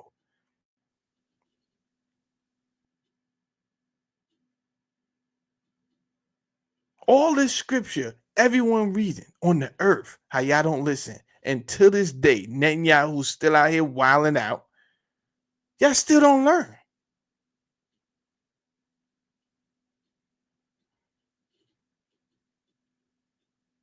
It's crazy. It's crazy. All right. These are really rogue slides that I made right here. So we coming to the end of this. But I definitely here's a resource. So I did read a book called The Early History of God, Yahweh, and the Other Deities.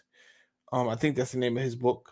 But his name is, I mentioned him earlier. His name is Mark Smith. He grew up in Washington, D.C., attended his first degree with the Johns Hopkins University. Then he got his master's in theology and scriptures and studied Hebrew and Greek at the Catholic University. Afterwards, he received a master's at Harvard Divinity School in biblical languages. He took his PhD at Yale in the Department of Near Eastern Languages and Literatures, especially in Ugaritic and Hebrew.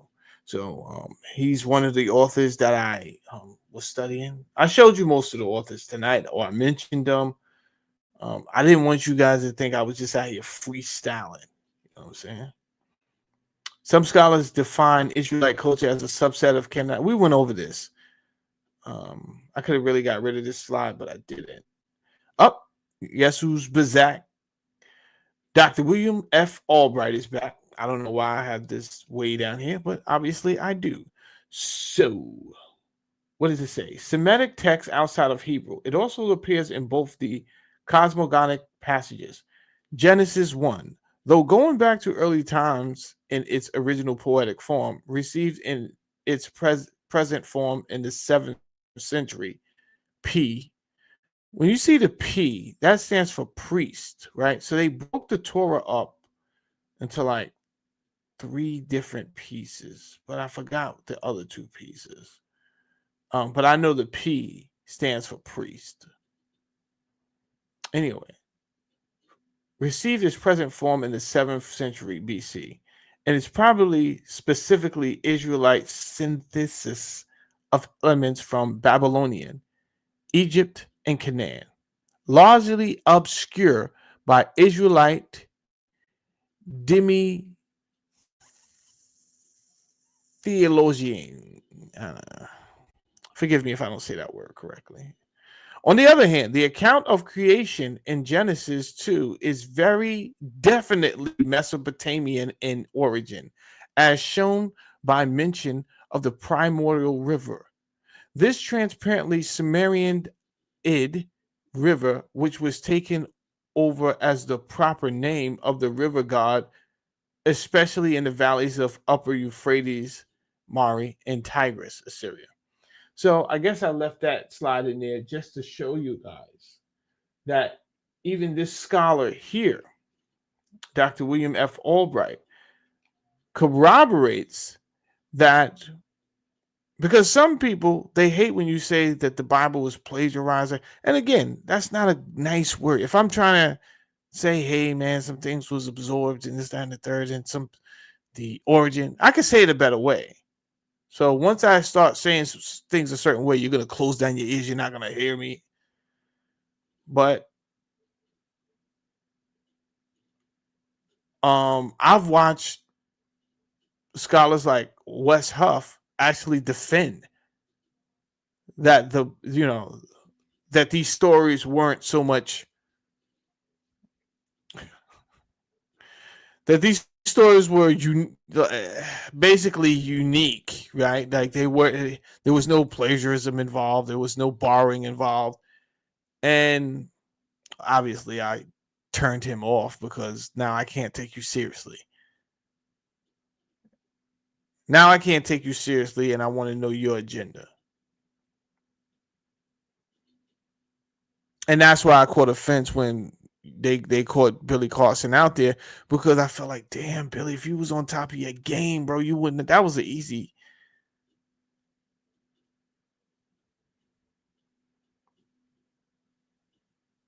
He took you out. Not that you were wrong, but you didn't defend, so therefore you didn't show and prove. Of course, the stories come from older civilizations, and then they didn't. They suppressed the history of those civilizations to people.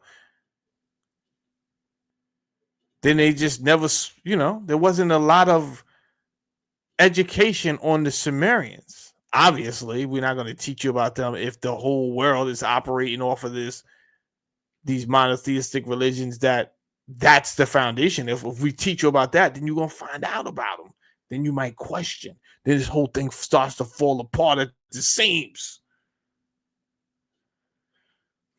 Dr. William F. Albright also says, we may render as follows. When Yahweh Elohim made earth and heaven, and it's funny that he calls him Yahweh Elohim, when we know that now that Yahweh is an independent of the Elohim. Now we do know. Remember, I was talking a few weeks ago and we had some extremists run up in here and they were like, yo, Elohim doesn't mean, it means one God. Obviously, these people are not educated, right?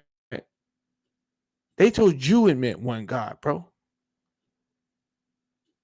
But again, what do I expect? I expect you to totally implode because I'm giving you new information. It's not even new information. It's information you never heard before. And you don't put all your eggs in one basket on this religion, right? So it gotta work. Anything I say outside of that, it gotta be a lie. Sorry, Charlie, it don't work like that. And I'm gonna tell you something right now. Life on earth is changing. So whether you get it from me or you're going to get this. This is good. In 2025, 26, 27, I promise you, your religion will be tested. I didn't say your faith. I said your religion. And let me tell you something. Your religion won't win. You heard it here first. It's no way in the world. They put too many holes. Just a little bit, M. Jones. Just a little bit. Just a little bit. Just a little food for thought. Just a little bit.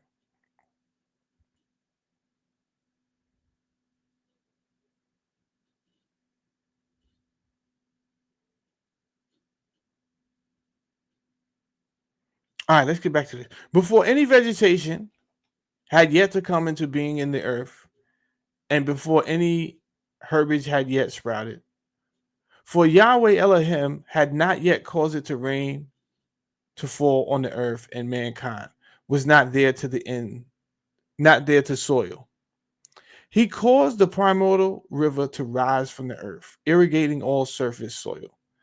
Then Yahweh Elohim formed mankind of earth from the soil, breathed living breath into his nostrils. In spite of completely monotheistic character of the passage, its background in pagan cosmology, cosmog, cosmogony is clear. It is also clear that this particular text is only the introduction to the story of Eden, also derived from North Mesopotamian mythology sources. A remarkable illustration of its crude background in the mixed Hurrian and Sumo-Akkadian civilization of North Mesopotamia appears in the cosmogonic text published by W.G. Lambert and A.R. Millard. This extraordinary myth is preserved in a damaged late Babylonian tablet in the British Museum, which is expressively attributed in Colophon to an original form to an original from Asher. Sorry for reading like I'm stupid. Destroyed in 1614 BC. The first three lines are badly damaged. Well, again, we have several scholars, not just him, right? He sounds like an American when I read his bio. I have Jewish scholars that I presented early on in my video. Everyone is coming to the same conclusion that the story's origins in the Bible derive from earlier civilizations like Sumer, like Old Babylon.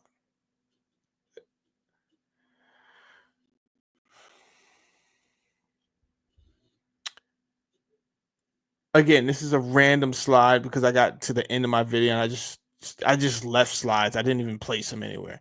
So this one says En indeed means Lord or Master. In ancient Sumeria, the term En indeed means Lord or Master. It was a title used to denote rulers, leaders, or deities. En, Lord, Enlil, Lord Wind or Lord of the Air.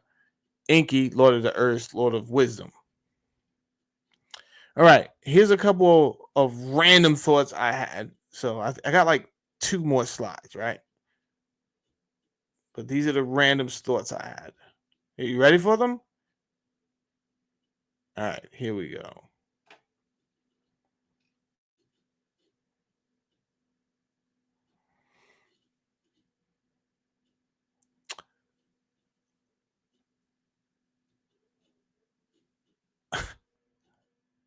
This one I can't get over. Exodus 25:17. God explicitly commands the creation of the cherubim on the mercy seat of the Ark of the Covenant. There's a lot to unpack with this verse here. There's a lot to unpack with this verse here.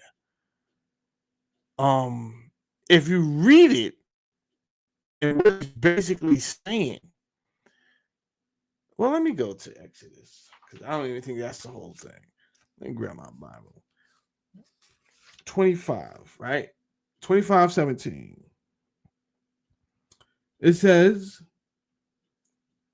and thou shalt make a mercy seat of pure gold. 2 cubits of half shall be the length thereof, and a cubit and a half of the breadth thereof. 18. And thou shalt make 2 cherubims of gold, of beaten work shalt thou make them, and the 2 ends of the mercy seat. 19. And make 1 cherubim on the one end, and the other cherubim on the other end, even of the mercy seat shall ye make the cherubim on the two ends thereof. 20. And the cherubim shall stretch forth their wings on high, covering the mercy seat. With their wings and their faces shall look one to another. Toward the mercy seat shall the faces of the cherubims be. 21. And thou shalt put the mercy seat above upon the ark. Okay. And in the ark thou shalt put the testimony I shall give thee. All right. I'm going to give you the commands. I'm going to tell you what to say. 22. And there I will meet with thee, and I will commune with thee from above the mercy seat. Bro, you talk about some pretty sophisticated technology. This is number one, right? But this is not the God I was taught about, right? Like when I was taught in Sunday school, they told me he was omnipresent, omniscient, all knowing, and everywhere. And then I'm reading this, and he sounds more like a futuristic scientist, right? That's telling me now, because we know for a fact they change all type of words or whatever like that.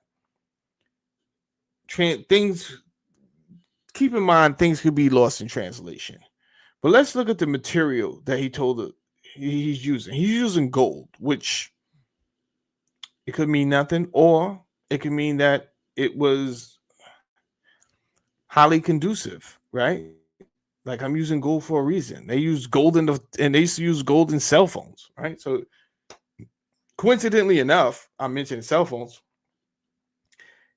These verses are purposely telling people how to get in contact with me. When you want to talk to me, like this is how you can get me here, right? And it sounds like he's popping up in a hologram. Yo, this book is amazing. It's crazy. It says, and there I will meet with thee, and I will commune with thee from above the mercy seat, from between the two cherubims, which are upon the ark of testimony, and things which I will give. Yo, bro, if listen, y'all. What I'm saying now, if he is the all-knowing, everywhere God, why would he need these instructions, right? I'm not talking about, I'm not attacking your God, right? I'm talking about the God that they're writing about in this book here. I'm not attacking your God, because nobody can attack, you can't let nobody attack your God. So don't be offensive right now. Listen to what I'm saying.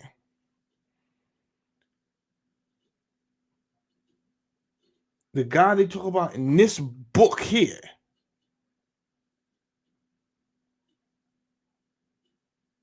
why you just can't show up, bro? Like, why? Like, again, you always out the loop. You don't know what's going on. You didn't even know what was going on when they was doing the Tower of Babel. You came down, you peeped out what was going on. You got scared. You was like, oh, snap. You went back for reinforcements. Yo, we got to go down there and shut them down. I don't even know if they ever came and helped you. But apparently something went on because you made everybody confused with their language and everything. Cool. I don't know why you didn't know that was going to happen. And you see a theme of this, right? He's popping up on Earth in vehicles that cause all type of smoke and is loud and what we would call UFOs today. I'm gonna keep it 1,000 with you. But the Bible is describing these vehicles, right? But clearly he has some type of futuristic telephone that works from outer space. He's like, yo, if you ever want to talk to me, Lord, you just wait. Y'all got a telephone down there? Yo, I'm gonna tell you how to make a telephone, bro. First, you need some gold. Then you got I don't know why cherubims was involved, right? But that's earlier on. Later on, this is why West Huff, you be full of crap, because you cannot say that there were not several writers in the Bible when you could clearly see the Bible was written over a period of time. And when I say a period of time, I'm not talking like 40 years. I'm talking over thousands of years through thousands of different temperaments and ideologies and people changing things on a whim. It's obvious. Anyway, in Deuteronomy 4:16-18, God forbids the creation of any graven images. But to be fair, it says for worship, right? So if I am to be fair, which I'm going to be, when he told them to make those graven images before, it wasn't for worship. It was to build a telephone, some type of holographic telephone so they could talk, which is kind of nuts. As a for an alien, yes. If you're like, yo, I'm gonna tell you how to get, all right, you're an alien. But as the God they taught me about in Sunday school, I'm gonna keep it 1,000 with y'all. The God I was taught about in Sunday school do not need none of this crap to talk to me. None of it. So who is they talking about in this book? Because I guarantee you right now, if you want to talk to your God, you would talk to him. I try to stay out of your conversations with your God, but I guarantee you, if I say you talk to God, you say, yeah, he spoke back too. Do I judge you? No, because I believe God did talk back. Why? Because I probably feel the same way. When I hear voices and they say, keep straight, don't go that way. Right? And then you find out later on that saved your life. Something, I mean, it was something. I don't know if it was Yahweh, but it was something. So we equate that to God, right? We can't explain it. So what I'm saying is my God don't need no telephone and all of these.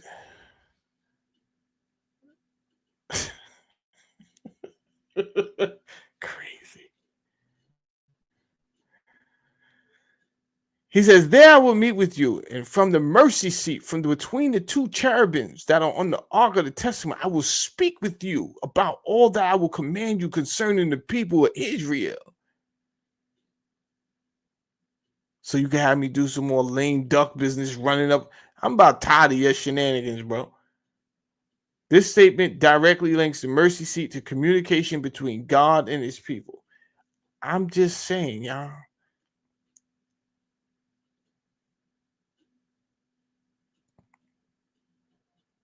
Pretty much. Praise God, Pastor Gravy. You can't tell nobody about their God. I would never tell nobody about their God. This is why you always hear me say, maybe I know your God, maybe I don't. Maybe we got the same God, maybe we don't.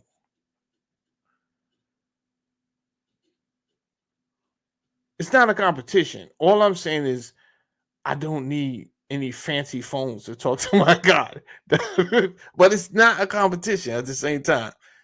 I don't know what you get. Yo, if I got to build all, where am I going to get this gold from? They talk about gold is not even in Fort Knox anymore. Where am I supposed to get all this gold from, bro? To build a telephone? Bro, you know they got flip phones that like that's too sophisticated for your boy. I can't do all of that. All right, here's another random slide with good information. And these are two more people that I learned from. Dr. Heather Lynn, her book was really good. She did say some things that I couldn't find elsewhere, so I had to it was like one thing that I forgot what it was, but when I went to go research it, it wasn't there.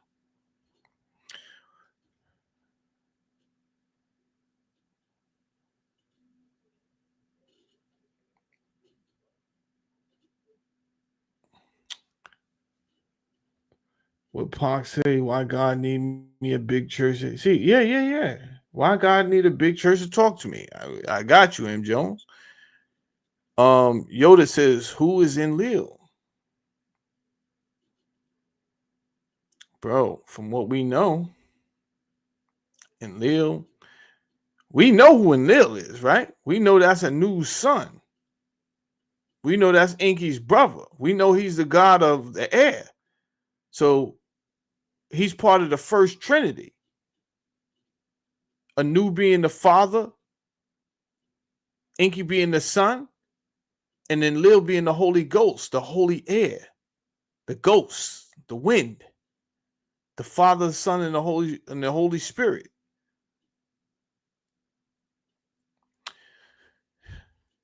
Now I found this interesting. Engel root. The word of Enlil in Sumerian is commonly believed to be Engel, and it is often associated with the idea of wind or air. It says, here's a more detailed breakdown of Enlil. Enlil breakdown. En, which we already know En is Lord, right? But here's the part. It says Lil, the part that comes from the root Engel, which is linked to the wind and air or breath in Sumerian. So what Dr. Heather Lynn had proposed was that this Engel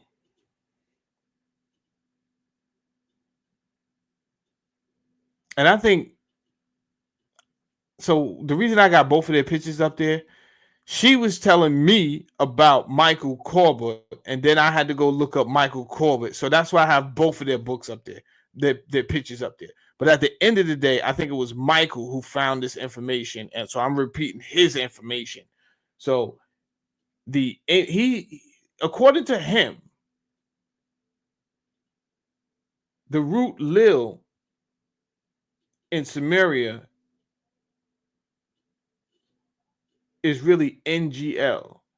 And what they were saying was this is similar to angel. So she asked in her book, do we think that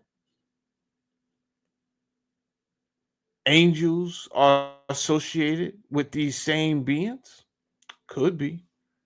I mean, could be a stretch, could mean nothing at all. But I said I would present it to you people. Now, these are my last two slides. Pope Benedict XVI issued a directive that Catholic bishops should not use the name Yahweh. He did do that. He did do that. The directive was based on the long-standing tradition of not pronouncing the divine name in the Bible and to uphold the church's tradition of translating the tetragrammaton as the Lord or similar equivalent. You know what I found interesting? Why the Pope wear this big old hat? And then when we see a engraving of El, the Canaanite god El, he got on the same hat. Is there something to this elongated hat?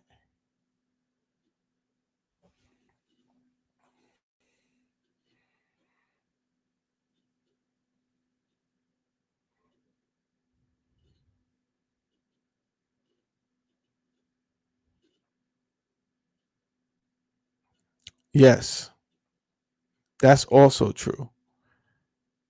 We went over all of that. So if you coming in, you missing like 4 hours of stuff. I've been up here for like 4 hours, bro. But you're definitely right. So we spoke about syncretism, right? We spoke about absorption and how they would just one civilization would change the name and it would be the same name, the same God. So we definitely spoke about all of that. But again, I'm up here for like 4 hours, bro. I'm coming to the end right now. Removing Christianity from Jewish law. So when you read Acts 15, yes, pretty divine. Enlil is an Anunnaki god.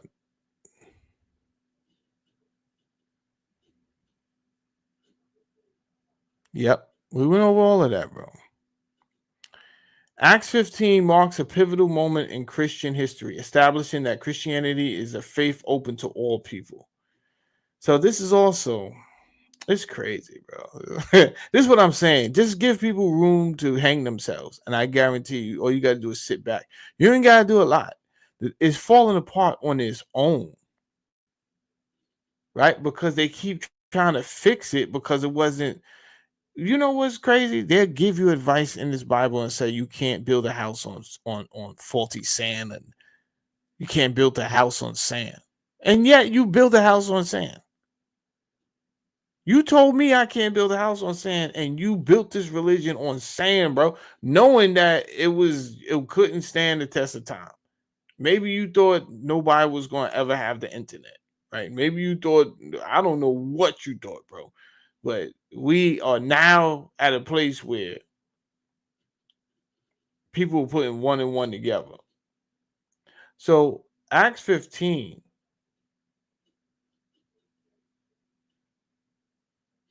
when the disciples and are really pressed upon,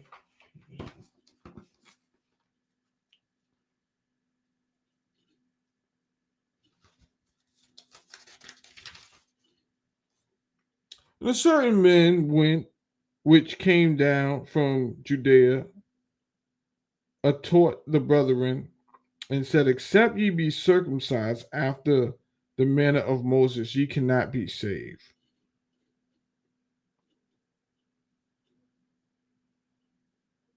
so basically, during Acts 15, they trying to figure out, do I have to, like, do the Gentiles need to listen to, do they need to follow all the rules?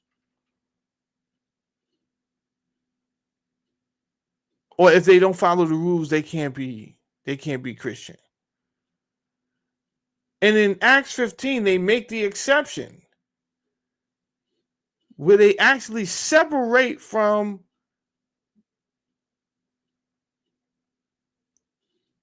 Judaism, which is his foundation, for the first time. They're like, nah, you know what I'm saying? Like, you ain't got to follow all the laws. Like, we ain't got to do all of that.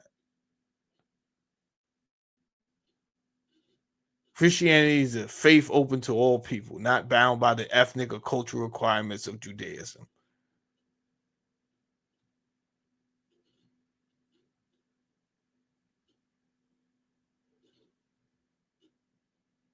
I found that interesting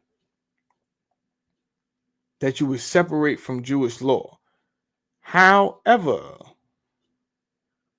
if that's the case, then why would you tell everybody to stop? Yo, you can't pronounce the word Yahweh no more. In 20, when was this edict or announcement given? It was 2000 and something, right? So y'all wait to 2000 and something, after centuries of saying, "Nah, we're gonna separate from the Jewish law. We want to do our own thing."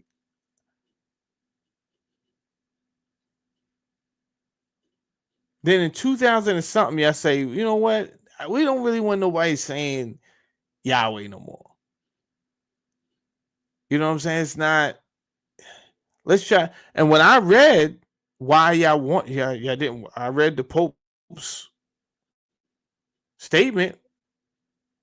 I said, why he say that? He said, because, we always try to stay in parallel with our Jewish, counterparts. And if they find it disrespectful, then I think we shouldn't do it. What are you talking about? Y'all separated from them back in Acts 15, bro. So you saying that nobody should be using Yahweh? Nah. All right. 2008? Thank you, Uncle Andy.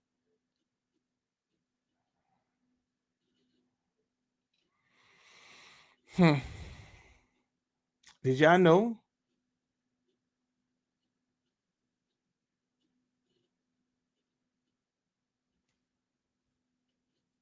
Did y'all know that Yahushua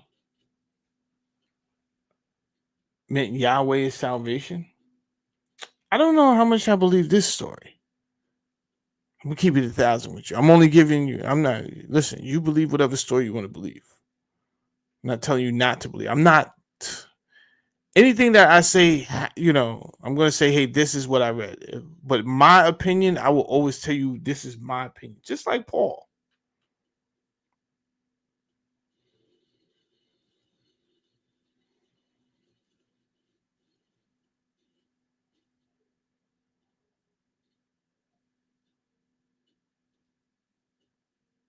It's just really convenient that they found a savior who's born on the 25th of December, and his name is Yahweh is salvation, which later becomes Jesus. No one really knows.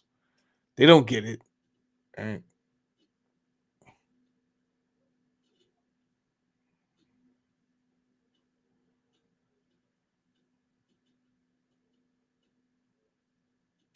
And it's really confusing because nobody else calls him Jesus. Like Muslims have a different name for him, and Hebrews got a different name for him. Nobody. It's just random. But I digress. I didn't come to speak about Jesus tonight. Not tonight.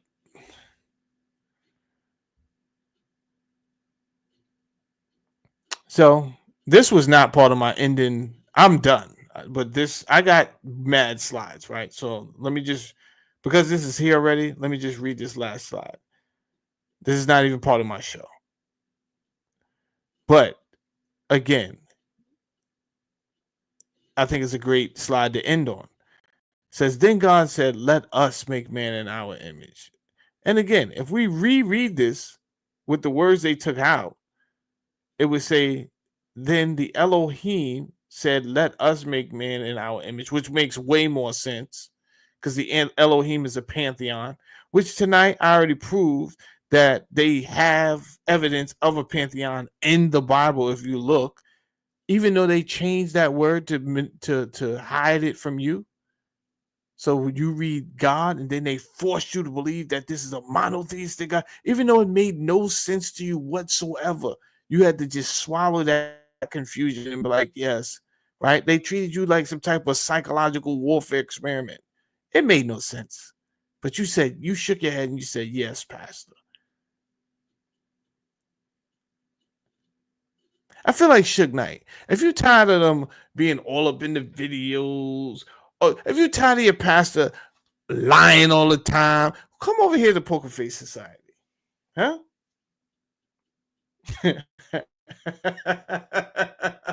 All up in the videos, all up in the songs. Come over here to Poker Face Society. Yeah, we did that already. We already explained Dogon is another name. We went through all of that, bro.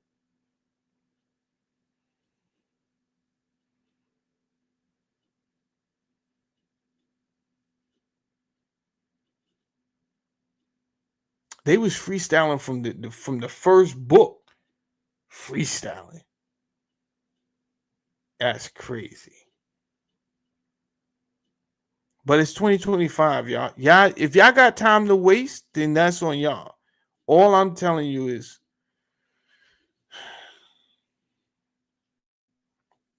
yep, I'm not doing no more because I got wild slides. And I want to go to bed. Yeah, you super late, Lord. But I'm glad you're here. You understand? Do the replay. I really did this. It seemed like you got some knowledge. You understand? So I didn't specifically do this for like you, but I did it for people who wanted liberation. You know who I did it for? Some people that may feel like, yo, I feel like something is like I'm not being told something.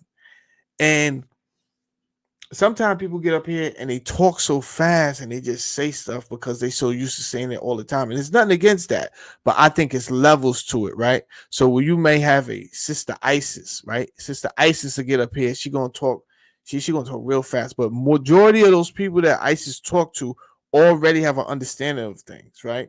Same thing with young Pharaoh. There's a lot of people who already talk from this position. It's not that I can't talk to that position from that position. You put me in a room with them, I could talk with them. Second language. However, That's not who my platform is for. My platform is for the people that do struggle, because I struggled before. You understand? And it was a bad struggle. You know what I'm saying? I'm like, this can't be true, bro. Messing up my brain. Like, I'm like, this can't be true. This can't be true. I spent too many nights in church, and this can't be true.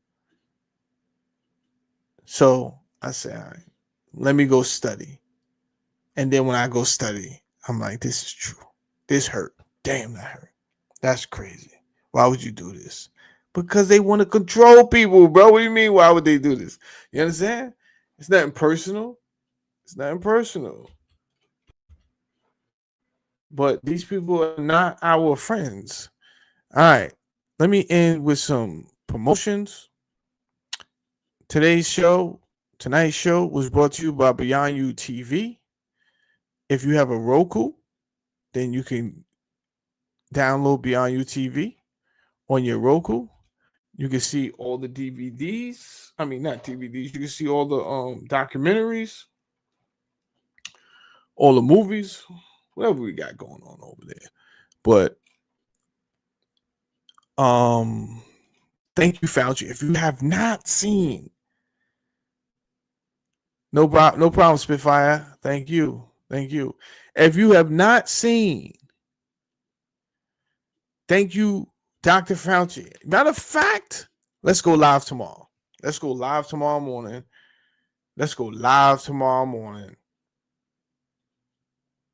And we got to go in, and your boy.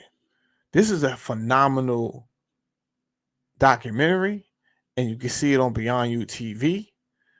You can see it on Tucker Carlson. You understand? But I think everybody on Earth needs to see this documentary.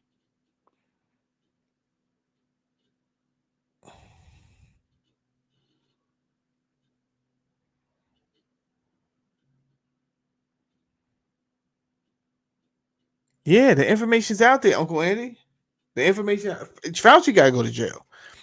Yo, I hope Trump, bro. I just hope if you don't do nothing right, because you starting off wrong already for trying to get Pete Hegseth in office. He don't belong in that seat. I'm telling you right now. Right? He's out here talking about Israel was promised to these people. By who, bro? Like, I don't know who Israel. I don't know who promised them what. But you please don't spin off some 25,000-year-old rhetoric to me. Talk about they was promised that land, bro. Show me a note. Show me some type of contract, and don't show me this. Show me a contract, and I'm not talking about this. This ain't the contract I'm talking about, bro. This is riddled with talk about mythology. They didn't even do this right, and now it's falling to pieces. However, don't get it twisted. This is one of the best books ever written. And there's a lot of wisdom in this book. And there's a lot of good instruction in this book. This is why I got so many. Because, it can't make you do it. But it's a remembrance of. You got to remember. You got all type of Egyptian texts in this book. You got Dead Sea Scrolls in this book. There's a lot of different civilizations that left their knowledge that was smashed into this book, bro. So there's nothing new under the sun. So don't think like what I'm telling you, you should just throw out the whole Bible. Like, I know people like that. They're like, the Bible was written by man. Who else was supposed to write it, bro? What you mean it was written? Of course, no duh was written by man. Who else was supposed to write it? But that don't mean there's not some stuff in here that can't help us. There's a lot of stuff in here, a lot of instructions.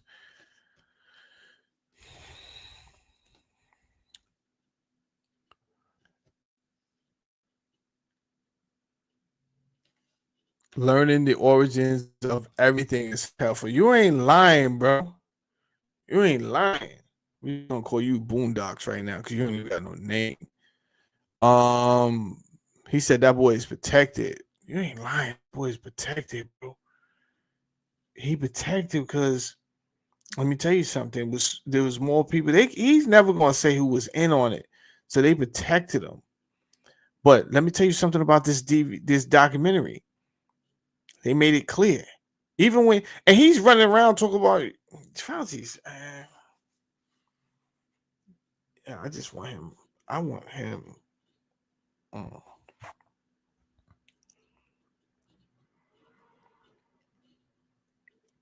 Hmm. He said, "I remember all the emails. I remember all of them." All 32,000. He's laughing and mocking everybody. I remember all of them. Of course I do. Right? They bring him in for a disposition. He's like, I don't recall. I don't recall. I don't recall. Yo, little Woody Jr., I thought you said you remember all 32,000 emails. What happened?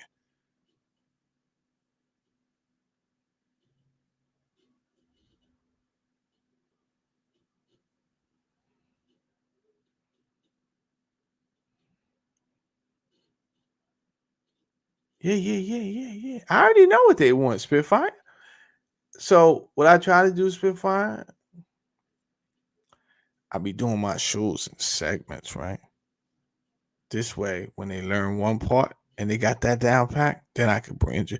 If you give it all to them in one day, they're going to sound crazy. So I learned that's not the way because things come out all type of incoherent, and sometimes you just need to take the time.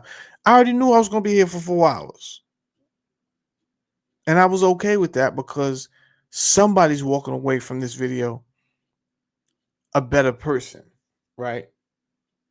And not because like I'm trying to purposely destroy something. It helped them have the confidence now knowing where the missing pieces was at. Before they didn't know where the missing pieces or how to really go about it, and everything sounded like rhetoric.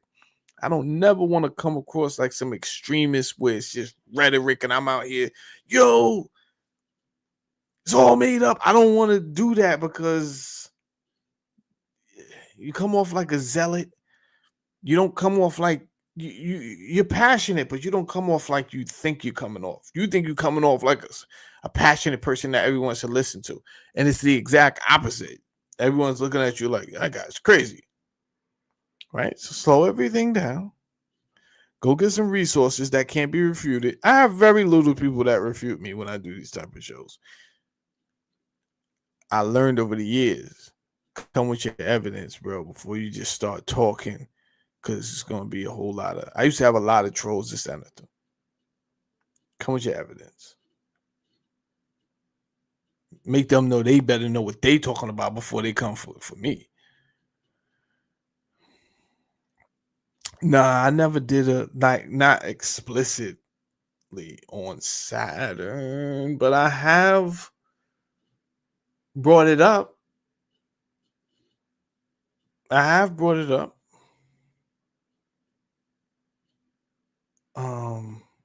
I got that information somewhere where I spoke about Saturn a few days ago, didn't I? I think I did. I spoke about Jupiter, but we spoke about Sirius A, B, and C, Nibiru. We speak about all these things. So all I can really say is hit the like button. Now I will ask you if you okay with everything. Subscribe. The main thing I think is just share. I didn't play any music and I don't think I cursed. So you can share it to Facebook. Facebook won't play music and I don't like to be doing a lot of profanity and asking you to share because that's not going to help, right? Especially if you send it to religious people and I'm out here using all type of explicit language. All right. Thank you so much. Thank you so much for you guys appreciating the work that I put in. Sorry it took so long. And like I said, I could have spent like 2 more days on it. I'm not gonna lie. But my daughter wants to play video games tomorrow. So I didn't really have the time. But I did spend a lot of time on this. it takes time to read all these books, man. And I don't always have the time. You know what I'm saying? So that was another thing. That being said, I'm going to my bed now. So no, me too, Spitfire. I am one cussing preacher. And my cousins make fun of me for that. Right? You a crazy preacher, man.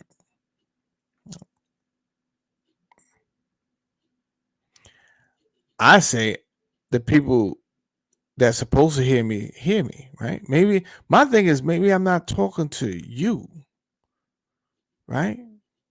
So if people hear me, they're like, yeah, then you're not the person I'm talking to. The person who was supposed to hear me, they heard me loud and clear. You know why? Because I was talking in their language. I wasn't talking to you, right? I didn't come to save the save.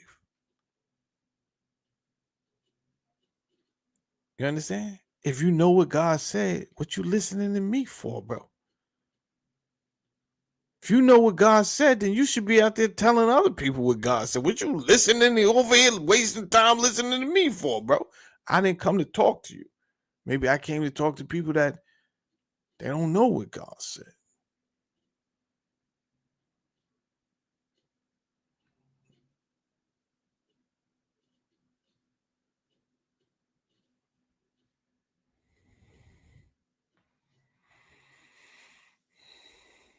Yo,